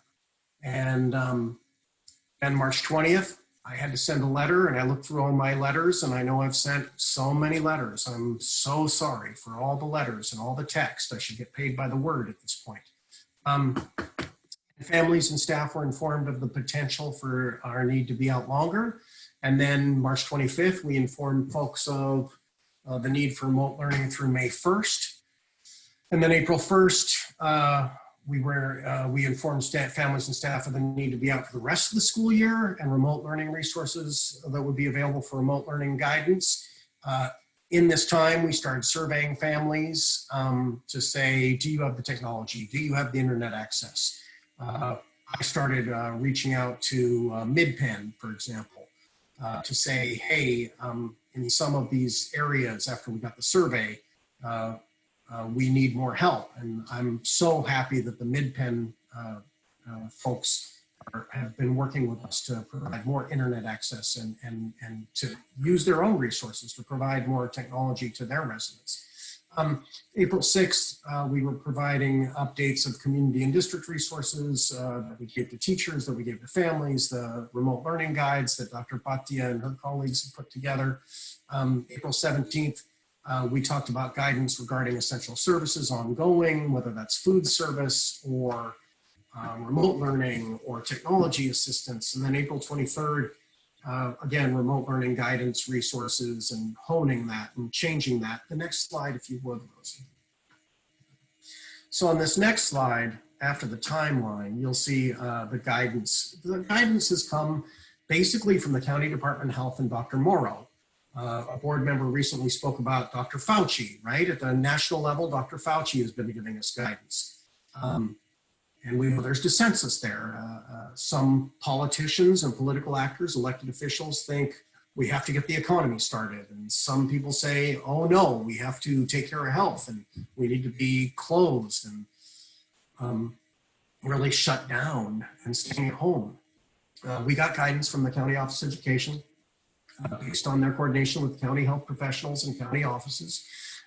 We got guidance from the CDE, California Department of Education, about resources that would be coming our way. And it's been sort of what people have called an infodemic, all these Zoom meetings with Association of California School Administrators, with the California Department of Education, with California School Boards Association, with Association of American School Administrators. I mean, on and on and on. It's acronym soup. All these different Zoom meetings telling, oh, you have this resource, that resource, this is what's coming. But a lot of it has been, we don't know what's coming. Stay tuned. We did have agreements with our CUSD employee organizations. I spoke to that earlier. And we've just been so blessed, really, to have the work of all our certificated staff, all our classified staff, all our administrators, all our support staff, to consult with teachers, to work during this time, and to guide operations at school sites regarding implementation of remote learning. I will tell you, community liaisons have been instrumental in this. Office managers have been instrumental in this. School-linked services practitioners, psychologists, counselors, teachers, of course, administrators, all the support staff, my own district office colleagues. It's just been an incredible lift. and we didn't know what we didn't know, and we still know that there is stuff we need to plan for. And the analogy that so many superintendents in the county have used is we're building the plane as we're flying it. Next slide, please. So on the next slide, it's basically just an overview of essential services. This regards remote learning provided by teachers with the guidance and support given to them by administrators and by our curriculum and instruction department. Over time, we've seen that mature.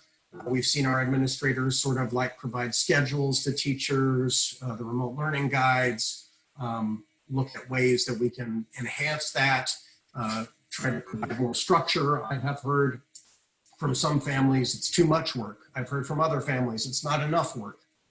I've heard from some families we need more structure. I've heard some, hey, we just can't do all this work. This is hard to adapt. And not doing it in real time when you're in the classroom with students, I think is very challenging. So I really want to put a shout out to all our employees who've been reaching out to families to try to help them, and our families have been reaching out to them.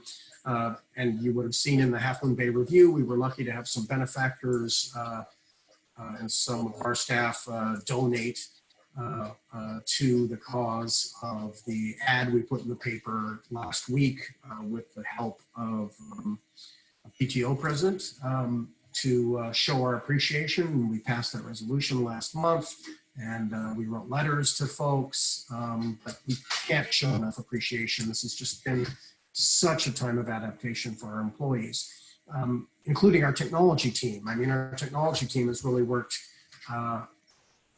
very hard, first of all, to assess what support was needed for teachers, for families. We could never do enough. There's always more we can do, but the implementation of the survey, that use of that survey, the phone calls, the emails to families to determine technology needs, to answer questions for remote learning has been instrumental. It's an important part of our essential service provision, as is food. Oh my gosh, I can't tell you, every time that our Director of Food Services, Sandra Ginaldi, provides us these updates every week, and we see 200, 250 meals served in these different 4 locations. It started off at 2 sites, I think Hatch and El Dorado, and then it moved to Moonridge, and then it moved to, I want to say, Pillaridge? Ridge, thank you. So we've, expanded those sites, and then their partnership with Second Harvest. And now I just want to remind people, I don't know who's listening, but cards are being received. Any student, as I understand it, who qualifies for free and reduced meals is getting an EBT card for additional support for food for families. And then the maintenance and cleaning of school sites by custodians and maintenance and staff over the last few weeks has been ramping up, and getting prepared for people to come back on campus to do the distance learning, whether it's families or staff, and doing so in a socially distanced way, in a way that we clean and sanitize these spaces. Next slide, please. So there have been grading considerations, and this will be an item later, but districts across the state have wrestled with this idea about what should be grading standards. And we've needed to work to establish new grading standards that account for the impacts of remote learning. We took extra time, and I spoke to Sean Reardon, CUTA Chief Negotiator, and to Ramon Macias and Heidi Mills at the beginning of this to say, hey, grading is going to be a concern, but I want to make sure that we are taking some input here. Because really grading is the purview of the classroom practitioners. I could not assign a grade. Now, it is my job, and according to board policy, that I would establish the grading standards, but I needed that practitioner input, and I charged our principals with meeting with teacher leaders to do so, and they took a long time. They really wrestled with this. Other districts have done different things. I mean, some have proposed A's for everybody. I think that's too hot. Some have proposed credit, no credit, and we've proposed that for some sites. You've seen this be unique and context driven, and I'm okay with that. It's not simple. Part of me was like, ooh, I just want a simple answer, but there are no easy answers. And I had to respect, I believe, the school communities. And we questioned, and we asked them questions. And I know that Half Moon Bay High School in particular put out a lot of guidance to their families and their staff about how this would roll out. As a result, we got recommendations, and Administrative Regulation 1521 was created to outline the recommendations of those practitioners to account for equity concerns, to account for technology gaps, to account for the ability to account for when families might not be able to dedicate time to helping students, or students might not have the same resources or start on the same level as other students.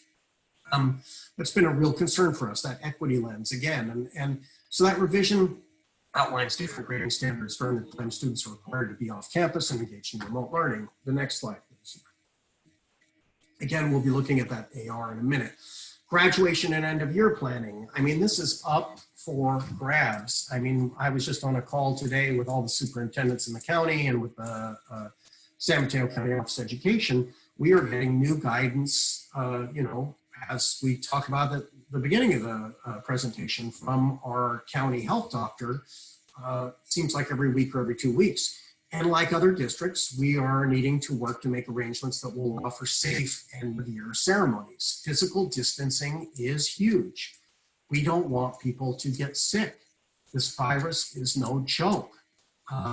It is very important for us to wear face coverings, to not shake hands, to not hug, to wash our hands regularly, and to keep distanced. That's why you've seen the Mayor Adam Eisen, writing, you know, stay at home, follow the practices. He's been reiterating this. I think that's important for us to all recognize, is that this is something we all have to come to terms with, and it affects us in graduation ceremonies. Currently, the administrators at Half Moon Bay High School, Pilarcitos High School, and Cunha Intermediate School are all planning virtual ceremonies to help celebrate students who are graduating or promoting to high school, one of the two. This is a shock. It will come in my letter tomorrow to families and to the community. We know that people don't like this. This is a change in practice, and this is supposed to be, you know, the sine qua non, you know, the end point, the omega for our students. They've done all this work, and they're promoting, or they're graduating from, you know, senior year, going on to college and career, and to not have some kind of ceremony, it's very sad. And yet our administrators have a huge responsibility to make sure that people don't get sick, especially now that we understand that young people in the country, that there's across the states, it's just not New York City, that young people are being impacted by COVID-19. County health officials to date have dissuaded families and staff from congregating in order to minimize transmission and spread of COVID-19. That said, we know that some people are, you know, the health professionals are saying, well, you could do some in-car ceremonies. Quite honestly, most of our administrators do not want to do this because we do not want there to be transmission and spread. That said, we understand that there are new guidelines, and these guidelines are adjusting, and there would be ways for us to look at this, but currently you couldn't have a car gathering of over 200 people and nobody could get out of the car, nobody could roll down their window. It would be very challenging, and it's to keep people healthy. This planning will be ongoing. I have a meeting tomorrow. I was just getting texts and emails from colleagues saying, hey, people are pushing for this. We need to go over the guidelines. There are new guidelines of us as of Monday. We hear those guidelines may be changing. This is happening across the county. People do not, my colleagues across the county do not relish the idea of having these car ceremonies or parades, because we're really worried about people either passing the COVID-19 or getting in car accidents or having other related health issues. So it's really a logistical nightmare. I do appreciate the efforts made for virtual ceremonies. I think it's important to note. Next slide, if you would. On this next slide, there's summer school considerations. Again, this is not something that we are happy to announce, but there are several other districts in the county, like us, who've decided to suspend the big lift inspiring summer work in order to safeguard staff and student health. And we know that some of our staff have talked to families that would normally be served in that big lift operations. And a lot of families have said, yeah, no, not now. They have concerns. So we know that we couldn't proceed as in years before. Big lift would curtail that and would make it small class sizes and would be very challenging in our facilities, and it would pose great health risks. It would be impractical. So as much as I would like to offer summer school, and this really bothered me a great deal, we don't believe it's responsible to do that, and we want to take that summer off. That said, we are planning ways for the people who are eligible for those services to provide them with resources or support that would not require actual physical attendance. And students who are English language learners or who have individual education plans, staff are looking into, Dr. Bhatia and Dr. Wade and their teams are looking into providing resources, services, and support to continue their learning remotely during the summer, ongoing, because we need to do something for those students to address any kind of learning loss that has already occurred or that would occur in the summer, which is a typical learning loss, and why we do these programs. Next slide.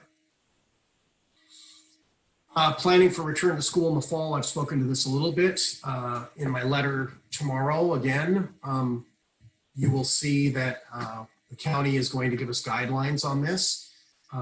Districts across the county are guided by parameters for return in the fall. That's set by the County Office of Education and county health officials. Remember, county health officials, the medical experts, the health experts, they're the ones who guide us and tell us what we can do, how we have to operate. This will look differently in the fall. All of us will be forming return to school committees, are starting to do so to guide decisions about what safety considerations must guide our operations, and that has to represent different workers, whether it's technology, teachers,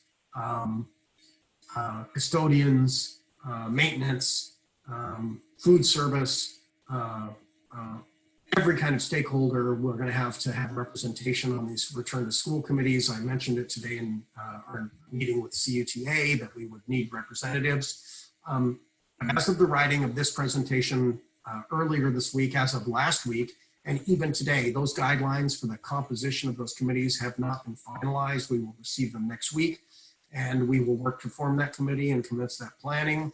So families should expect, and this is the big takeaway, we may modify student schedules, as you probably have heard on KQED or NPR and the national news or in the local newspapers or on the television. You might have it where we will have a hybrid where students will be able to come, but only a certain number of them on 2 days a week and only a certain number of them on the other 2 days a week. We may have fewer days on campus, and we have to have ongoing use of remote learning when we return to school. That's the current thinking. And I think, having heard Dr. Fauci speak to this 2 days ago, of course, he's saying it's too soon. Be careful. We can't open back up yet. And we heard the teacher at the beginning of the meeting say, hey, we really need to take care of staff health and student health. And I think that's very true. That has to back up conversation going forward. Next slide. So in the months ahead, we will face a state budget deficit that will undoubtedly impact district budgets. The governor today talked about zeroing out the COLA and taking 10% off the state budget. That will be up for grabs because the legislature will push and pull, and there's ongoing negotiations. A May revise is never just a May revise. The legislature gets involved in that. Just like we're making plans, they're making plans.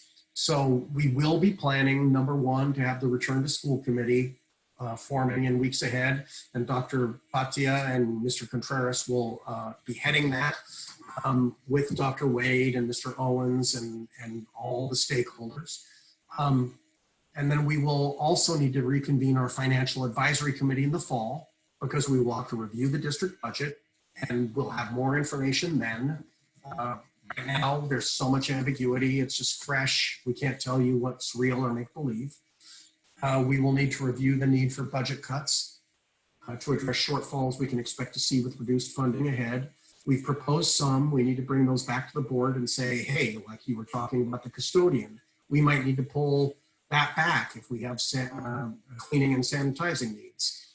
There are some things that we've been very successful with in making and realizing cuts, and God bless the Boys and Girls Club, and God bless Cabrillo Education Foundation, and so many different partners, PTOs. The Coast Side Gives last week was just phenomenal to see, and thank you to that board and to all the people who contributed. I know last week I was on a timer and people sending me reminders, hey, give, give, give. It is amazing that they were able to pass $1 million. I think last year it was $600,000. This year, $1 million passed. The community is really going to rally together, but we are going to have to review the need for budget cuts to address our shortfalls, and we will need to see what's happening ahead.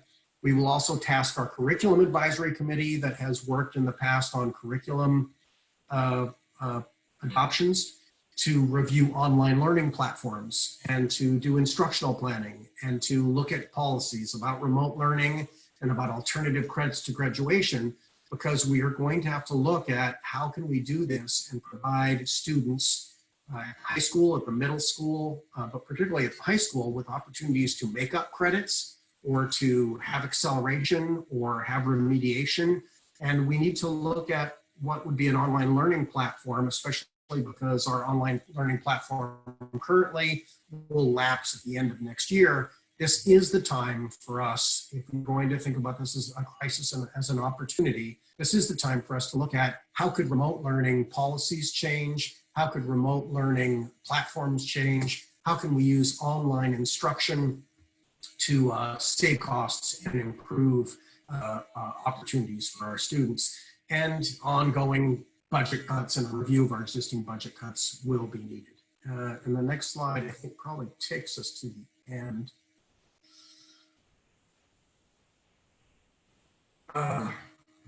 That's it. So I will entertain questions now, if I may, and hopefully I'll have answers. A lot of these, I don't think I'll have any satisfactory answers. There'll be just more questions upon questions, but I'll try my best.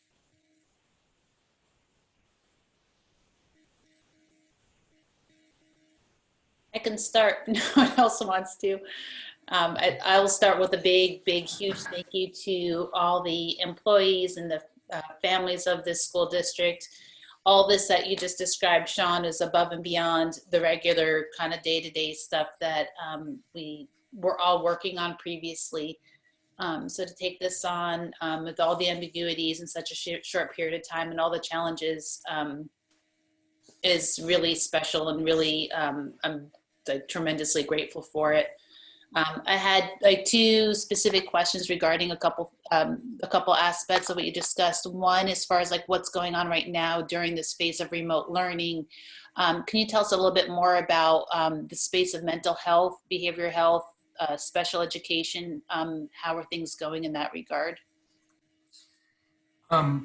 I think Dr. Wade would probably be best suited to answer this question. I know that counselors and school link services workers and behaviorists and a lot of people are doing a lot of work. Dr. Wade, can you answer for us? Sure. I think that we all had to pivot, and certainly this team of folks that care so deeply about the well-being of students have done just that. Whether it's providing virtual teletherapy sessions for students through our school link services, that is happening. Our behavioral team, which we refer to as BEST, they are providing direct service to students virtually, as well as parent consulting and parent coaching. A lot of parents are finding new challenges trying to support their children at home in learning. We've had some very good IEP meetings trying to figure out how we can individualize instruction and make sure that students can participate to the maximum extent possible. We have our school counselors at the high school and at the middle school continuing to monitor student progress, checking in with families, reaching out through community liaisons. We are still holding 504 meetings, IEP meetings. Case managers are checking in with students. There are some students who have struggled to stay engaged in learning, and parents have shared challenges in supporting their children. And I think the longer this goes on, the longer the challenges, or the harder the challenges have become. Our school psychologists team are available to families for continuing support through the IEP. Also, we're trying to maintain compliance with timelines. We are doing assessments as much as possible, completing assessments in a virtual environment. We're holding phase or part 1 IEPs just to make sure that we can continue to have the conversations with parents about student support. I know that the team is very thoughtful about having a great pile of assessments that will need to be done in the fall, and so they're trying to maintain as much compliance with those. One component of a IEP assessment or a psychoeducational assessment is that you must observe the child in a learning environment. So we are restricted from finishing that part of the assessment. But I will say that our whole student wellness, student support teams are maintaining contact with families. The cost teams at all of the schools continue to meet. So students who have big gaps in homework that they're turning in or progress that they're making in class, we have people reaching out to them. And we do have some families that it is just too difficult to support their child to continue to learn. And at this time, I think that people need permission to know that may happen, and that there are resources available, but that making sure that the health and well-being and the social emotional health of your child is intact is the most important thing. So I want to thank all of the people I've mentioned, as well as our principals and assistant principals who are just holding meetings and answering questions and being available to parents. So those are the things that we're seeing and that we're doing right now. Was there a specific question that you had, Sophia? No, that's tremendous. Thank you so much, Holly. That's quite a handful and quite a lot. And I know that as hard as all that work that you described is to do under like in-person circumstances, to do so under this circumstances of physical distancing when I think we just need to acknowledge everyone we're talking about as a human being with a family into themselves and experiencing this crisis as a person on the planet too. Yet here trying to help others, is tremendous and really, really appreciated. And I'm sure nothing's perfect right now, but just to have the effort and to do our best, we've got to all be okay with that for now, which is, we want to always shoot for the stars. We got to keep doing that and know that it's going to be tough to get there in many ways in this time, but let's, we keep shooting for it. It's great. My second question is maybe more for, I don't know if Sean, if you know this, or if there's a follow-up with Mr. Nazar and Mr. Barnes with regards to, I'm curious, especially with the summer coming up and as kids now will be logging offline in a couple weeks, I have some, I guess, concerns, honestly, about like kids being on their own and families being on their own. And granted, it's not our role to be kind of like the social services, although in many ways we default to that. But I'm curious if at the least for the, if of the structures that we have in place, the Health and Wellness Committee comes to mind at the high school. And I know there was an aspiration to expand that to include CUNA. I don't know if there's a similar kind of parent structure with families at Pilarcitos, but I think, and perhaps not something comparable at the elementary level, but I guess I throw it out there, especially with the existing framework of the Health and Wellness Committee. Is there any thought or conversation or something we want to look into, like convening that maybe even over the summer? Again, because parenting, regardless of whatever age the kid is, it's a continuum with the education. And maybe it's more parent driven over the summer. I don't know. But I'll just throw that out there as, you know, is that a structure, and do we want to look at other similar structures to help families stay involved with the wellness? And maybe it's the PTOs at the earlier level. I don't know. We might not, again, have answers for it, but I figure I'd throw that out there for whoever's listening and Well, see what sticks. Yeah, Mr. Barnes and Mr. Nazar, I see are, you know, attendees, and I will just say, by the way, I've never in a district seen every principal or almost every principal go to almost every board meeting, and I've promised them in years forward that we would figure a way that they don't all have to attend these meetings because it's a lot of work. But I did ask Mr. Barnes and Mr. Nazar in particular to be here tonight, and I'm pleased to see some of our other principals here too.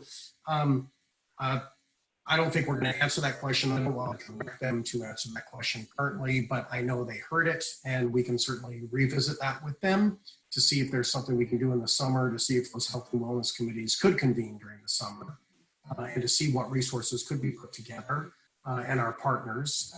And again, Dr. Wade, I'm sure you would be happy to speak to them in the next week ahead about maybe convening health and wellness committees, linking up our mental health and wellness practitioners with them to figure out, you know, I know you've been collecting a lot of resources, and I've been throwing a lot of resources at you. So maybe Dr. Wade could talk about that too.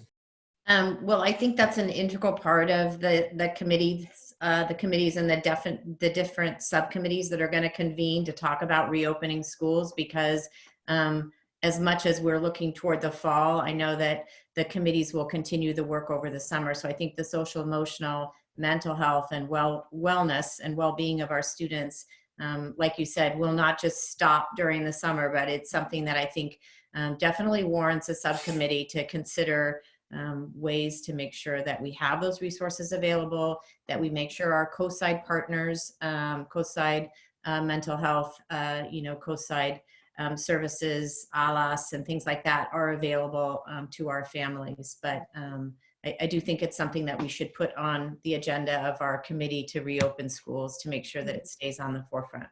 Yeah. No, I think with a lot, and again, it's not something that's per se in the remit of the school district, but as a crucial partner in caring for our kids and on that continuum of raising them and educating them and providing all these other kinds of supports, I think it's worthwhile we have conversations, you know, with our family, our parent groups, and the other groups that you mentioned as well. So thank you for that, Holly. I will also say that we've been working with Everyday Labs, and we're going to be sending out mailers to people, letting them know of resources that are community resources. And so that is work ahead too that we've been working on with Everyday Labs, Harvard, I believe, and they've worked with us before on Big Lift initiatives. So we will be doing some outreach going forward, particularly for select students. I have a question in terms of this planning committee that's going to pull together. I realize you don't know the makeup for it yet, but related to mental health is just that operating in uncertainty. It's the teachers operating under uncertainty, not knowing what our guidelines are going to be or what direction will be given. It's uncertainty on the part of parents being anxious about what the schedule is going to look like in the fall. Do you have any like schedule benchmarks? Again, I know it's a moving target in terms of guidance coming in from the county, but you know, to what extent can we have even a fit and to get ready plan before school is officially out? So both teachers and families can have some sense of summer. I mean, you know, or even if we say, okay, we end in June, we don't know everything, but we'll try to give you an update by August 1. I don't know. Any sense of scheduling or what we can try to share with teachers and families? one thing that's going out in the letter tomorrow, of course, if people read the fine print, is that we're asking people to take a survey. It's translated into Spanish. It's also in English. And it basically says we're trying to get a feel for what families would want or expect and to get their kind of input on that. But I do think that we're going to need to let this return to school committee meet. I know that Dr. Bhatti has been working on materials along with Mr. Contreras and Dr. Wade and Mr. Owens. Again, I wish I had easy answers. Again, I can say, hey, maybe we'll have a hybrid schedule where kids are meeting only 2 days a week on campus. But when you look at the numbers of students that we may be allowed to serve, and that's a changing, moving target depending on county health professionals and state health professionals, it could be more than that. It could be less than that. That's difficult for us to manage expectations and let people know. All we can say is things will be different, and we will try to keep people informed going forward of what we are thinking and what we're hearing. I wish it were easy. I mean, this is where I always tell people this is like the lawyer answer. It depends. It depends on what the committee recommends as practitioners, stakeholders, and it depends on the guidance we get from people who guide these discussions. Thank you. Before we go on, does anyone else have questions specific right now to COVID-19? I'm looking at the time, it's now 9:40. Do I have a motion to go past 10 o'clock? So moved. Second. And I believe officially we have to do a roll call vote. I'll say aye. Sophia? Aye. Freya? Aye. Mary Beth? Aye. Lizette? Aye. Thank you. Motion passes. Oh, Lauren, I don't know if you're still on or not. I don't see you on my screen. Anyways, motion passes. Next item on the agenda is 11A. This is discussion item and public hearing. Administrative Regulation 5121, grading, evaluation of student achievement. I'm not quite sure how we hold a public hearing via Zoom, but I think that is actually a mistake. This is a discussion item. The discussion okay, item. good. That made it easier. Okay. So this is presented. Every school has sent out communications to their families. I have heard some, feedback from families, as have principals. But basically, I described this in the last presentation. We had to have grading considerations. This is about AR 5121. Rosie, if you will actually pull up AR 5121, I will try to synopsize this so that I don't have to read the whole darn thing. But it's basically CUSD grading standards during the time of San Mateo County's emergency shelter at home order. Administrative Regulation 5121 accompanies Board Policy 5121. Board Policy 5121 says that the superintendent or designee shall establish grading standards, and that teachers shall implement those grading standards. You heard me before. It was very important for me to have input on this, and I did ask principals to lead conversations. That is what you're seeing on the screen there is what I just basically said. The board policy says the superintendent's responsible, the teacher shall implement. This is the why, right? This is the rationale. Because of COVID, we had to conduct remote learning, and it's clear that we have to change our grading standards or that they should change. Most districts are doing this currently. And because students have and families have varying access to technology and internet access, and because an equity focus requires revised grading standards, this revision to this AR 5121 establishes the grading standards for this semester. And that second paragraph basically says that we solicited input and that this was done basically for school site practitioners working with administrators within the unique context. And the short of it is CUNA announced that they wanted a pass or no pass grading system instead of letter grades. And Pilarcitos High School decided they wanted to use the credit or no credit. And people can sort of read between the lines about why people think different things, but that's what they decided. Pass, no pass, credit, no credit. And Half Moon Bay High School decided they would actually, for their context, prefer to keep letter grades. But you will notice there is no failing grade. It is A, B, C, or D.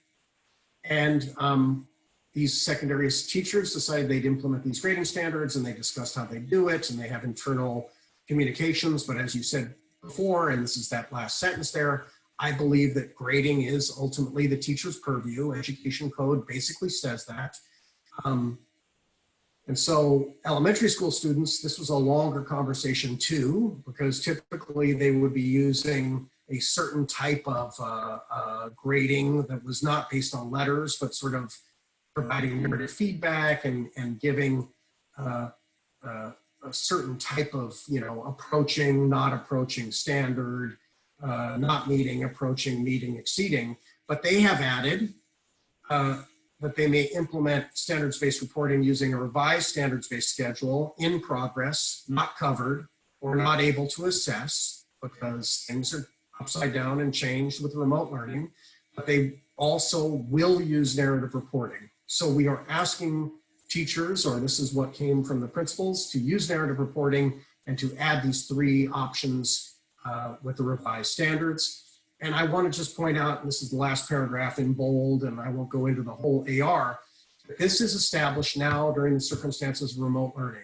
I fully expect that we would have to have a continued discussion about this, but while we are having remote learning and until such time as we can get fully back to school, this exists as our expectations, as our recommendation at this time based on teacher input and administrator input. And we would probably let this go if we were able to return to school, or we will revisit if we have to stay out for a longer time. That's it.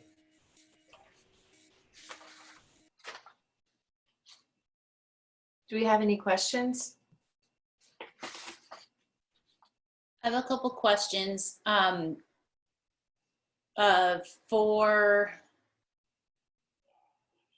guess for all the schools, but mostly for the Half Moon Bay High School, would these policies apply to just the 4th quarter grades, or would this be for the final grade for the year as well? It's going to be for the rest of this term.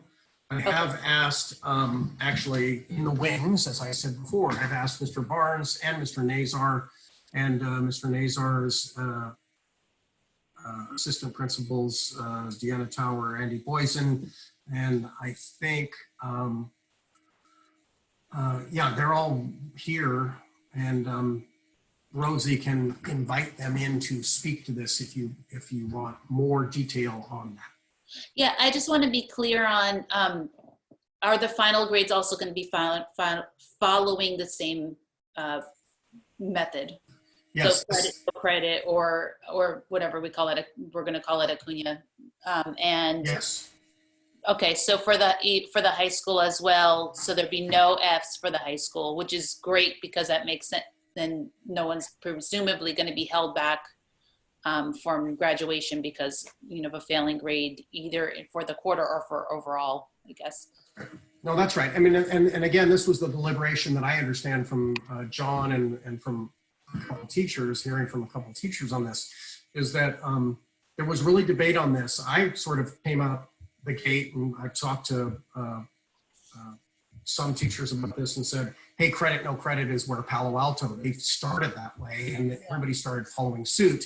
Then San Francisco, they said, we're going to give everybody A's, and then they realized, oh, this has got GPA considerations. And so again, too hot, too cold, just right. I think maybe Half Moon Bay High felt like credit, no credit wouldn't keep students on track. And because they'd had this experience with remote learning in the past, sort of a computer technology assisted remote learning, they said, no, we really think we can do this. And so they created parameters for their staff to follow, but it will affect this will be for the second semester. And most districts are, you know, basically saying as shorthand, every college is going to look at second semester grades with an asterisk next to it saying that's, you know, and you see CSU, many private colleges have said they will hold kids harmless, and they don't expect that AP scores or grades in this semester. They don't, you know, they're basically saying, we know that, you know, this is not normal. Yeah. And so I think that's, in short, Yeah, we're not the only ones. I think that to me is the consolation for all of this is everybody knows like the grades are going to be, you know, there might not be the fine tuning of grades that there would normally be. That said, I would do have a little pink flag about even A through D at the high school. And I appreciate all the differences and the progress that's been made in terms of prior structures that support remote learning and the one-to-one devices, which I imagine were a huge help there. I'm curious if there's, and I don't know, this might be a follow-up question, I can follow up with John as well afterwards, is like to what extent can the school be monitoring like where they are now, where students are now, and where do they end up? So like, are we going to end up, like, do we have a way to early detect, are we going to get a lot of kids with D's? That's, you know, compared to, let's say last year, this time, or last year at the end of the year. they're in the room. I see them they're in our virtual room. John's there. We bought Rosie some time. Andy's there. Deanna's there. Hello.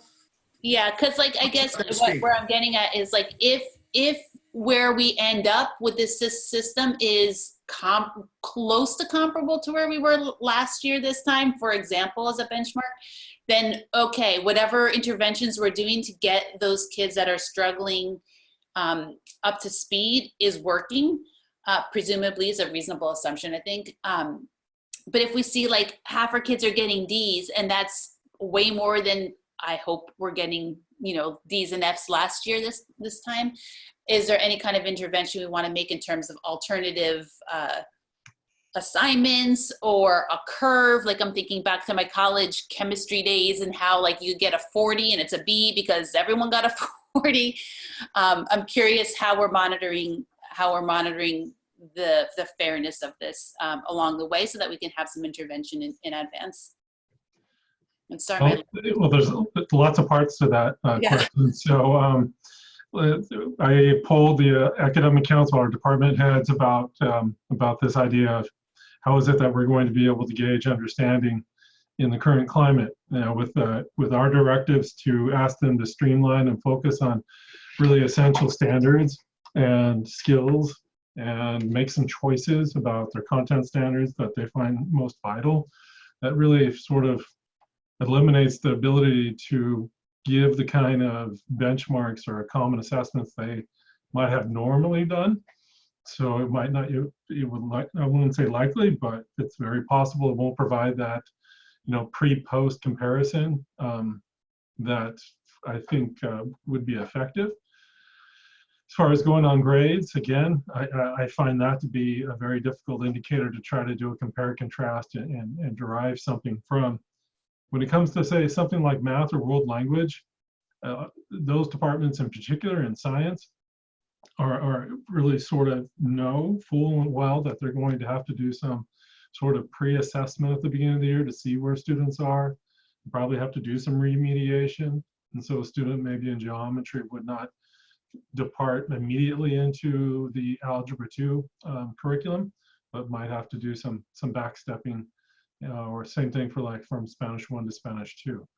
So a lot of the feedback that I received from those department heads were that, you know, the kind of usual indicators, formative assessments, benchmark assessments, common assessments, even summative assessments, which we're not really encouraging teachers to give what they would normally give for finals, just because of the length of them and the diversity of the type of assessment is impractical to give with remote learning right now. As far as curbing goes, we have been really proactive from the beginning. Our first guidelines for instruction came out in March, on March 18th, and they have evolved, but the core of it, I think, has been in place, and we've made some revisions and expansions and elaborations to what we would like teachers to do. And I think one of the things that have gone on from the beginning is that they let the context inform their evaluation, so that they not evaluate student work as they normally would in a classroom where they can check for understanding and reteach. And so I think the curve is actually built into the grades that the students are getting. And all department heads express that.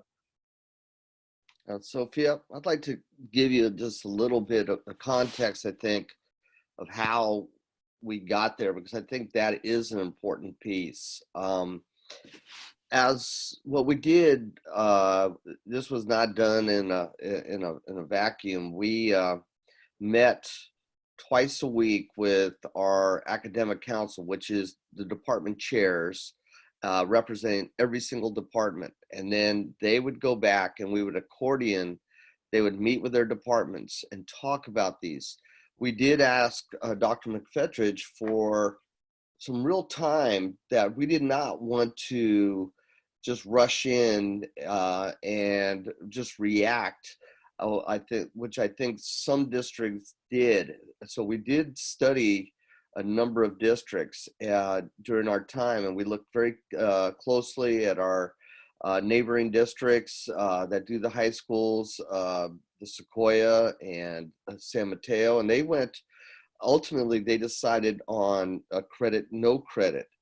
However, during the course of our discussions over the 5 weeks, and I have to say, I really appreciate the time, and this was, we're asking our department chairs to go well beyond, the normal meeting time, but we felt, all of us felt, that this was really an important discussion. And we knew we weren't going to make a decision that ultimately we felt great about, but it turned out that we felt our decision was the one that we had consensus on, that we all could live with it under these circumstances, with a couple really important points.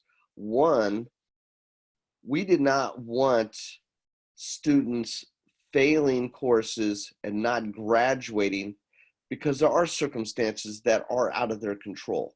And we felt we would have been really morally wrong to fail kids, to not allow them to graduate based on a credit or a no credit.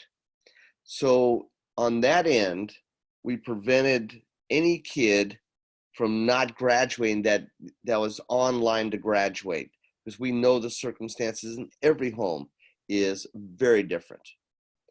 We also recognized that many of our students have put in so much effort and work, and to simply erase a large period of their academic time and say you get credit dependent on, I don't care how much you did, you either get credit or you don't get the credit, I don't think we felt would recognize the work that they had done and are doing, especially in a high school setting. I think it's very different. I think, I admire what a middle school did. They don't give, it's not credits and graduation credits. It's just really about student learning at that level. But at the high school level, it is about trying to recognize, how do we make sure our kids are being recognized for their efforts and learning. Now, so what we did is that any assignment given after the date we went out on March 13th can be turned in for up to full credit with no late penalties, all the way up to almost the end of the school year. Because we know kids are getting different, they have different responsibilities. We've done some surveys, which we'll eventually, I think, share with our community, but we're sharing it internally right now. We got about half of our students respond, but we do know about 40-something% are either working to help support family or taking care of siblings. So a lot of them, their time to learn is after they have taught their siblings, taking care of them, and then they're squeezing them in. So so what we're recognizing is that we felt the idea being where students could really have an opportunity when they can to work on the assignments, be recognized for them, for what their efforts are, but not make the ultimate, incision and say, you're not going to be able to graduate because there may be circumstances out of their control. I think what we're finding and we're going to find is that most students will be probably along lines grade-wise of what they have traditionally received, because as Mr. Boysen said, we have given our teachers great latitude, and we are sending messages to our teachers when we find out, hey, this kid's got this going on. We've given our teachers latitude to create a grade that represents. If they've traditionally been a B student and all of a sudden they've really fallen off, we're calling. We've made hundreds of phone calls to find out what is going on, why it's going on, and we have given our teachers the latitude to make a grade that would represent the whole picture of that student and not just what has happened after this remote learning. So that, gives us, or hopefully gives you a little sense of how we got to arrived at the decision to do it, because we just felt morally it was best for our students. And then anecdotally, the responses I've got, which was a little surprising to me, was heavily in favor, maybe running like 10-1 in favor from students and families. Thank you for doing this. And yes, no, and I did get some that really concerned. I would rather gone the other way. And I understand what they said, but it definitely has been well supported by our students and parents that have reached out, at least to me, about this for the most part. So recognizing not perfect, not even greatly happy about it, but under the circumstances, we felt this was the best we could do and what we could live with to support the students and families in our community. Thank you. Thanks, Sandy. Thanks, John. I just want to make a comment thanking you, John, Andy, Deanna, all of the teachers who took the time and effort that we did this whole process of including the teachers in making this decision. So I really, really appreciate all of your hard work on that in these difficult times. And as you said, it's not perfect, but I think that we reached a point there where we had gotten the consensus and creating that model of really working with the teachers and figuring out what they think is best moving forward, and the real deliberation. And I also really appreciate when you talk about the understanding the latitude that you've given to teachers to understand individual circumstances. I think that that's a really wonderful way of addressing the difficult times that a lot of people are going through. So I just want to say thank you for that work. And thank you, Sean, for leading them and allowing them to have that flexibility and setting this policy moving forward.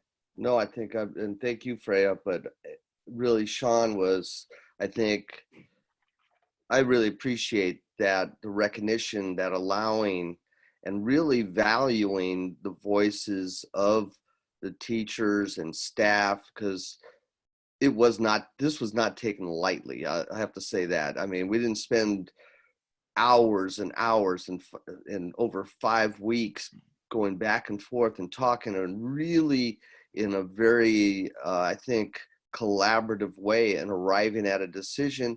And even with the people who or even a couple departments would have rather gone credit, no credit, but recognized that as a collective group, this was what we should do at this point.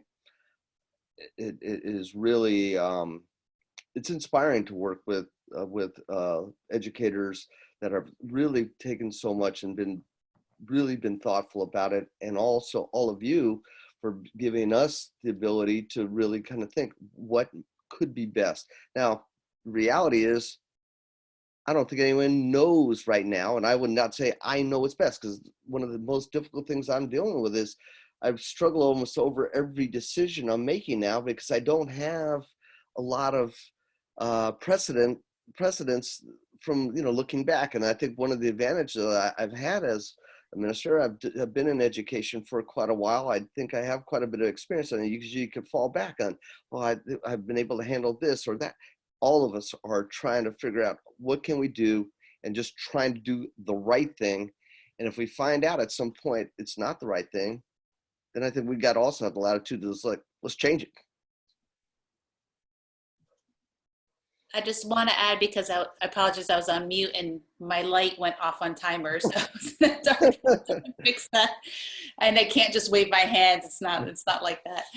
But I want to thank you both for addressing how thoughtful of a process and thoughtful of a collaboration it was to arrive at the grading policy, and definitely answer my question in terms of how are the grades actually being assigned, to know that there was thought about effectively building a curve into it by kind of adjusting for the fact that everyone's home. So kind of the whole floor rises. And then also, as you added, Mr. Nazar, around how teachers have the latitude and expectation to kind of take into consideration each kid a little bit too, and what's going on with their situation, and knowing if you're working and you're taking care of a younger sibling, geez, it's hard enough to do this remote learning without that, right? To have that extra kind of grown-up responsibility right now, and a lot of other stuff that our kids are having to shoulder right now, as well as the general epidemic that's going on and global crisis, I think is really great, and kind of addresses my concerns about the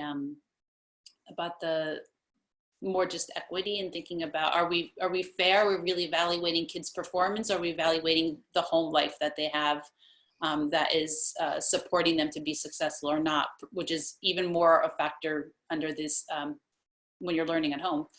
And so I just want to ask just one more question to make sure I understood Sean correctly. So this grading policy will apply both to the final semester and the final overall grade? Yes. Okay, I just wanted to make sure I was understanding, and I assume that's the same for, I guess for Cunha is going to be the same thing, and the elementaries are all the same. You might not, maybe Sean's better position to know that, but I guess this is policies for the final grades as well. As I understand it, Cunha was, March 13 happened, then Cunha had to give a progress report. Yeah. And then there's the trimester grade. Yeah. And in the case of the high school, you had a second semester grade. So. Okay, good. That's basically it.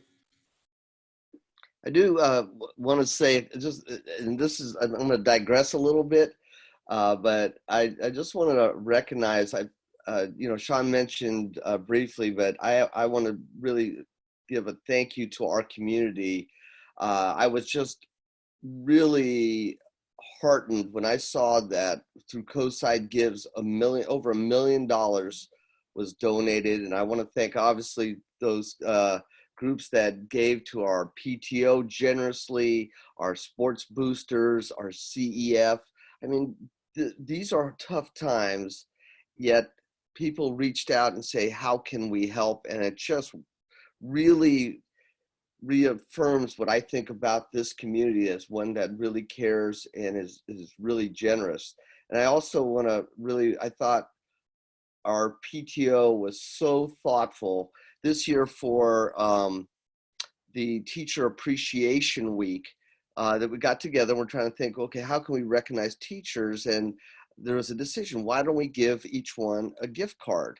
And we started with the regular ones, and then it evolved into, why don't we allow every teacher at the every staff member at our school, it's not just teachers, it's entire staff, every staff member will get a gift card. They will get to choose any local business in this community, and we will get that card to them. And what the idea being is, these businesses in this community have supported us for so many years, and this was at least a little micro way of saying thank you, and then hopefully giving back to them. And I just thought our PTO was really thoughtful in coming up with what the staff appreciation gifts. So thank you. Thanks for that acknowledgement. I have a comment. This is Lisa. I want to echo what everybody's said. Freya, you couldn't have said it better. And I really appreciate it. You could tell in the plan and the reasoning why that it was well thought out. And you addressed, unique circumstances, and I always appreciate that. And so thank you, Mr. Nazar, and everybody who was involved in doing this. I can only imagine how difficult it must have been, even with all of your, experience and knowledge. A quick question. So this was sent out to all the families. Was it also sent out in Spanish? Yes. So it went out it went out to every family, Spanish, English translation, via the school messenger. And then I also spoke about it in one of our videos, which also has Spanish translation underneath. It's a written translation, not a verbal translation, but there was, an equal written document going out in English and Spanish. And School Loop as well. Okay, thank you.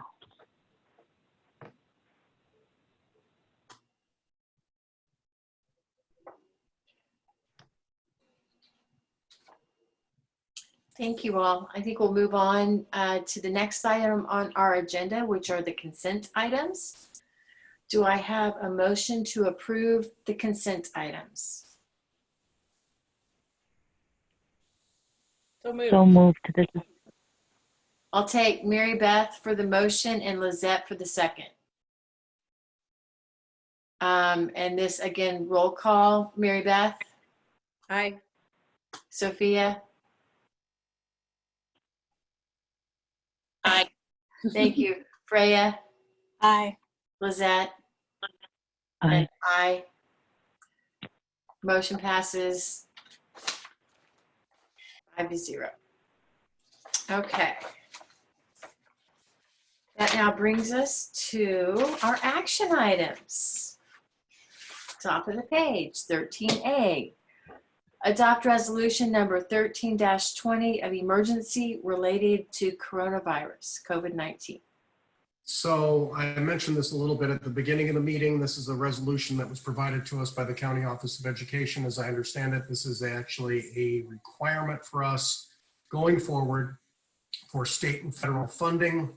It is not that much different than a board policy that we had discussed during the time when we were going to remote learning about, sort of the authorization of the board for me to make decisions during emergencies. But basically, this just says that we have an emergency condition and that you're delegating me to take necessary and appropriate action to protect the district, ensure and protect the welfare and safety and educational well-being of students, to cancel or modify any programs or courses, including temporary school. So anyway, if we're going to go back to closure or return, and we're going to apply for money from the Fed or the state, this has got to be there basically saying, yeah, the board authorized us to do it this way.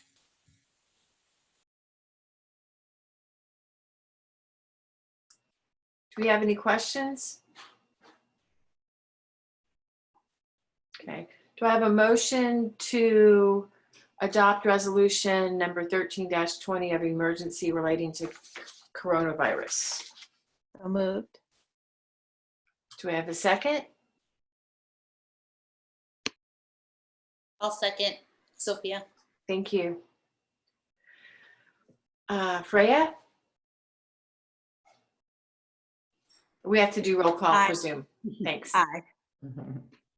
Aye for me. Mary Beth? Aye. Sophia? Aye. Lizette? Aye. Motion passes. Action item 13B, approval of new health technicians positions. That's my item. This is Holly. Good evening, everyone, again. Thank you for your time to consider 3 new job descriptions. We're ecstatic to bring you a health technician 1, which is an LVN level position, and health technician 2, which is an RN positions. These positions fully describe the continuum of staff that are required to support the ongoing health needs of our students, which are changing. As the health needs of students become more complex, we are fortunate to have a wonderful district lead nurse, Susan Vana, who has worked to define 3 levels of positions to fulfill these roles to meet the needs of students, provide training and daily support to students with compromised health concerns. It seems really germane at our climate right now, as we will lean heavily on our district nurse in the fall and her team to ensure that our students are healthy and safe with available, appropriately trained staff, and we are able to bring students back to school. I do want to thank Susan, HR department, Jason Owens, and our CSEA leadership team for working hard to bring these to you for your approval. The financial cost of this item and the creation of these 3 CSEA positions will replace the need for high-cost contracts that have been required to support students in our schools. I'm happy to answer any questions. Thank you. Before questions, do I have a motion to approve the new health technician positions? Aye, Lisette. Thank you, Lisette. Do I have a second? I'll second. Thanks, Mary Beth. Any questions for Holly? My only question, Holly, was the acronym you mentioned that wasn't RN, LD. Oh, LVN. Yeah, what does that stand for? Licensed vocational nurse who can do Oh, some of what an RN can do, but they're not fully licensed to do some of the healthcare needs that, or provide the healthcare needs our students have. okay, licensed vocational nurse. Thank you. No, that's my only question. I could have Googled it, but. Any other questions? We'll make this a roll call vote. Freya? Aye. Mary Beth? Aye. Sophia? Aye. Lisette? Aye.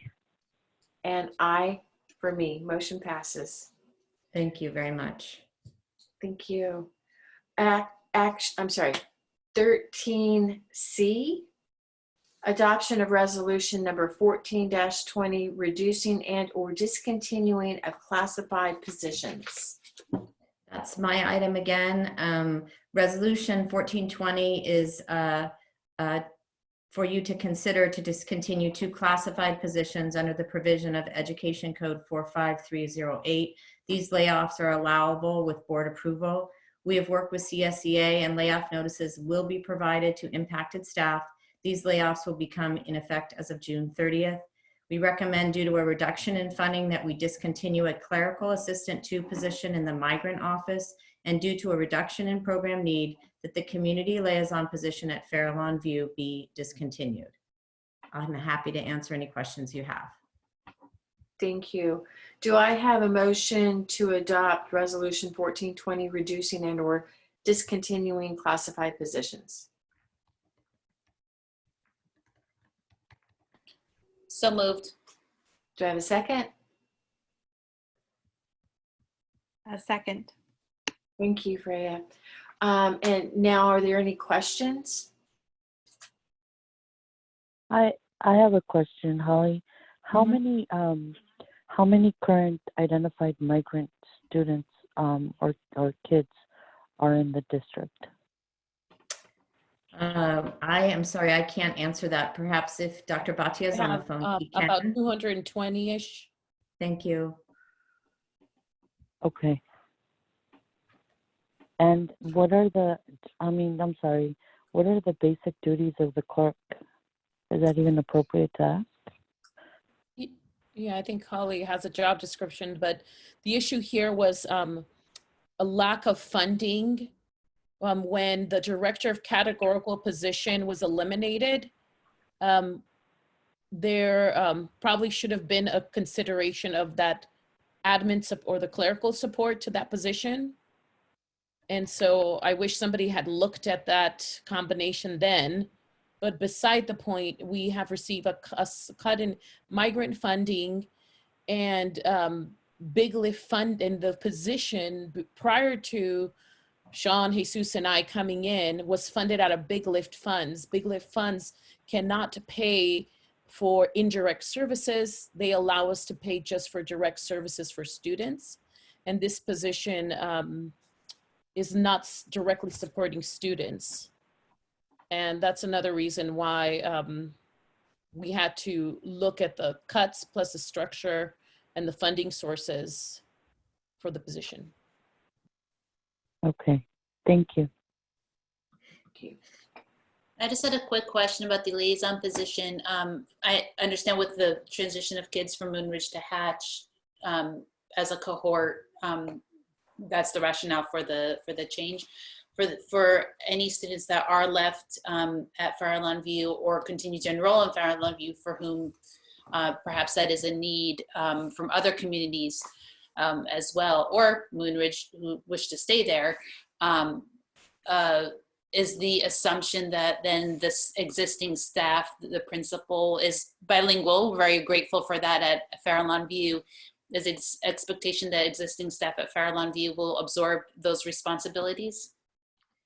I believe because the clerical assistant in the, oh, I'm sorry, Dr. Bhatia, did you want to speak to No, that? I apologize. You got me on a roll, Dr. Wade. Let me mute myself. The button's there for a reason. I would never mute you, by the way. Our office clerk in the main office at Farallon is also bilingual, and because of the decreased need, Lucy is her name, she is able to provide. Oh, okay, Lucy, that's right. Okay, good. Thank you. I'm interested to hear if Dr. Bhatia thinks that's the right answer. Okay, no. Very fortunate to have the know-how and the bilingual staff there at Farallon View. We'll take a roll call vote. Freya? Aye. Mary Beth? Aye. Sophia? Aye. Lizette? Aye. And I for me. Motion passes. 13D, adoption of fiscal year-end resolution number 15-20, approving budgetary increases and transfers at year-end.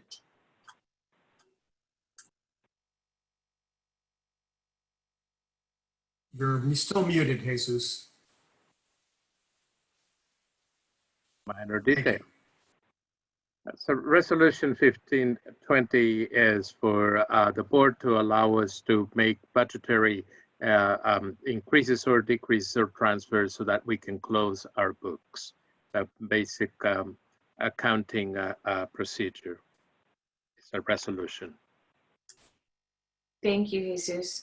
Do I have a motion to approve 13D, adoption of fiscal year-end resolution 1520, approving budgetary increases and transfers at year-end? So moved. Oh, sorry, Lizette.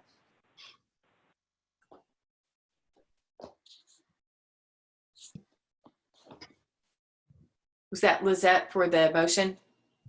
It doesn't matter. I can move it or I can second it, whatever. Okay. Lizette motion, Yeah. Freya second. Okay, perfect. Thanks. Does anyone have a question for Jesus? I remember doing this last year, so. Yeah. Okay. And it's a roll call vote. Freya? Aye. Mary Beth? Aye. Sophia? Aye. Lizette? Aye. And I for me, motion passes. Action item 13E, adoption of fiscal year-end resolution number 1620, appropriating ending balance to a reserve. This resolution 1620 would authorize us to put any balances into a reserve, anything that as we sweep the accounts to bring them to the reserve. Okay. Thank you. Do I have a motion? So moved. Thank you, Mary Beth. Do I have a second? I'll second. Thank you, Sophia. You said the magic word. We know it's like not about the amount of money we have to put in there, but Right. Do we have a second? I'm sorry, we've got a second. Any questions now? Thank you. I think we all get a little punchy after 10. Roll call, Freya, Aye. Mary Beth, Aye. Sophia, Aye. Lizette, Aye. and I for me. So motion passes. Action item 13F, approval of purchase of classroom furniture for the Hatch Kindergarten project. This is the purchase of the furniture for the kindergarten classrooms at Hutch, and we are looking into, as part of the bond initiative and issue. So this is for your approval. If you have in front of you, it's all bond funds that will be going to furniture to furnish all of what's necessary for those kindergarten classrooms. Okay, thank you. I know we'll have questions, we may have questions, but do I have a motion to approve? So moved. Second. Okay, so Sophia for the motion, Freya for the second. Questions? No, I just commented, all looks nice. I want to go to kindergarten.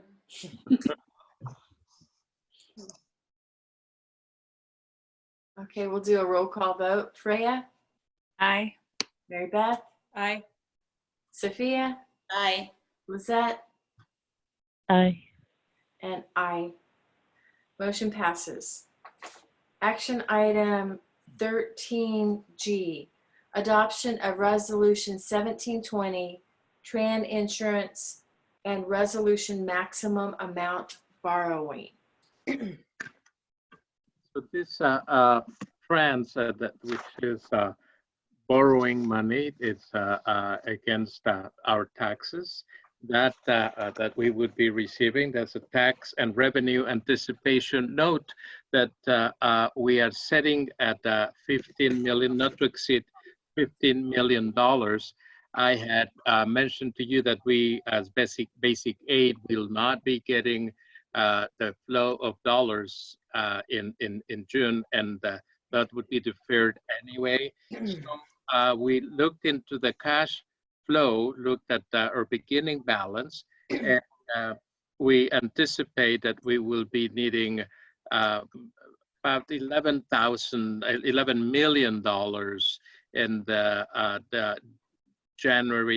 December, January to keep us afloat. So that those dollars will be coming with our anticipated taxes, and that this is the borrowing that we would need to do to keep our cash flowing, so that we can meet our payroll and our expenses.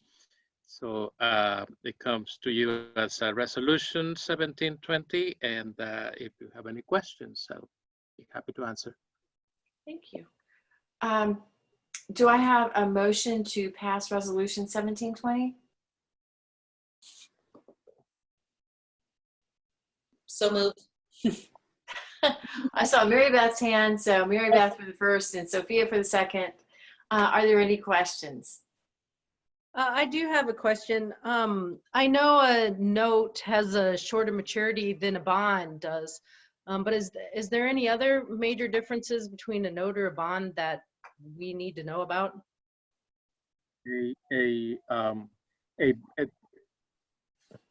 A bond is something that the taxpayers of would have incurred into it, and this is just a plain borrowing money, and we pay the interest of it, and we pay it back as to the investors as soon as our taxes come in. That's And is there any worry about our taxes coming in lower than we think just because we're in such uncertain times? I mean, do we have any worries about paying this back? We don't have worries about paying it back because we, in a theater plan that we have in our county, the January assessments are already the ones who would secure this payment of this taxes. So January 2020 taxes are accounted for for us. And in a tier plan, we received the taxes independently of people paying the taxes or not. Our county will give us those.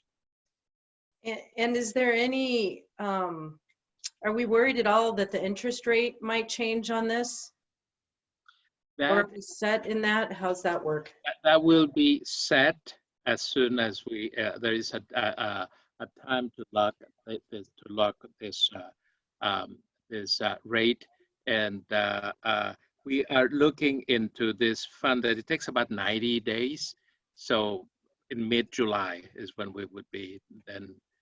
So the process would start with your approval of with this resolution, and we move it, and we anticipate that funding would come in July with locking it sometime in late May, early June. I just had one more comment, and while I'm talking, I might as well finish. I mean, and that's just about the unfortunate need to do this. And I think that we would need to do this anyway, even if we had the recommended 17% that, you know, they recommend for us to have in a reserve. I mean, we would still be doing this, but the way it looks to me is if we did have that reserve, we'd probably be paying half, or taking the loan would be about half of what we're having to do. And to me, I mean, you know, if we're paying, I think it was 90,000, we're paying an interest on that. That'd be a difference of $45,000 that we're basically throwing it away because we have no savings. And I just hate to see that money thrown away. So that's my only other comment. Does that sound correct to you? Yes, it does. And definitely the reserve from where we start, it makes a difference. Otherwise, it would have been a bigger amount that we would have to borrow. So we look into the projection as to, we start with the reserve that we had, which is, and then project throughout the through the year, and then we arrive at, okay, we are going to be needing about 11, 12, so we try to put it to borrow no more than 15 million, but looking at when we are going to be paying it back. But we start with our reserve, definitely. I just want to thank Mary Beth. Those were all really good questions, and I was kind of thinking along the same lines in terms of being able to like feel confident we can pay it back, and so knowing it's based on the January receipts is very helpful.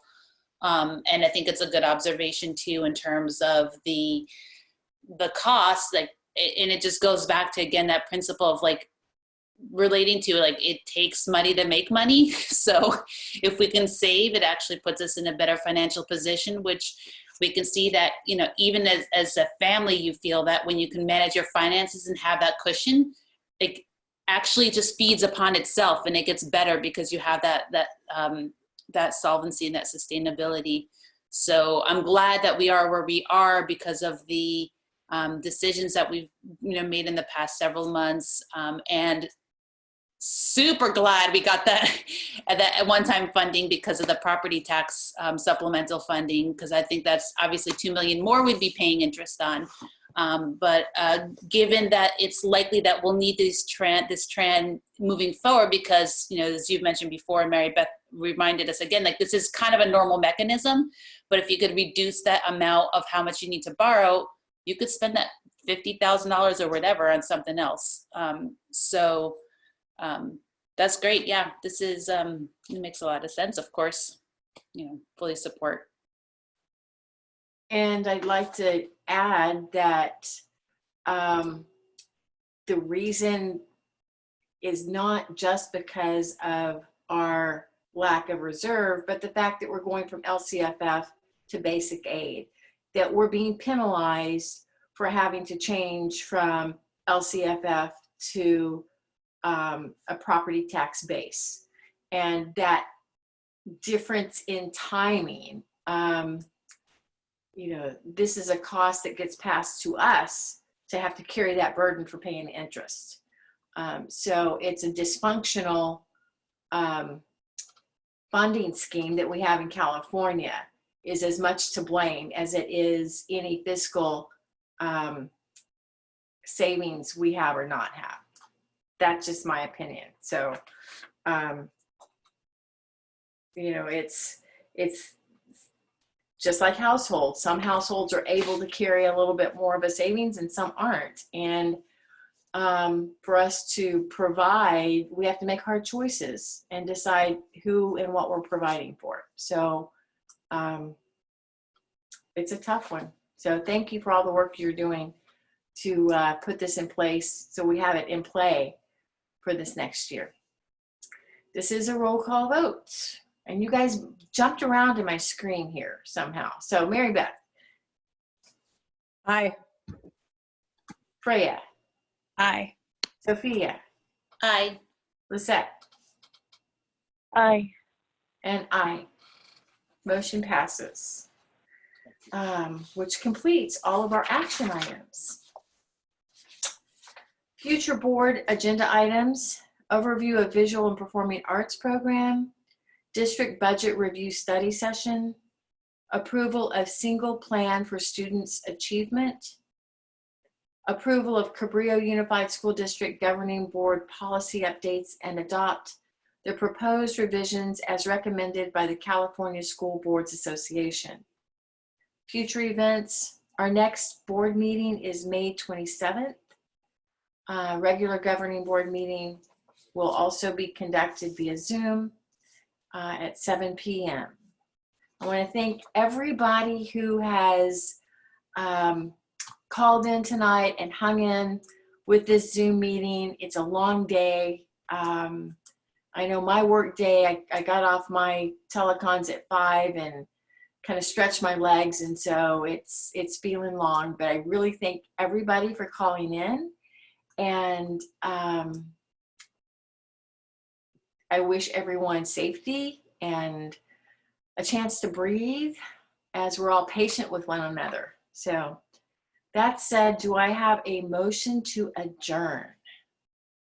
So moved, Lisette. Thank you, Lisette. Do I have a second? Second. And can everybody wave?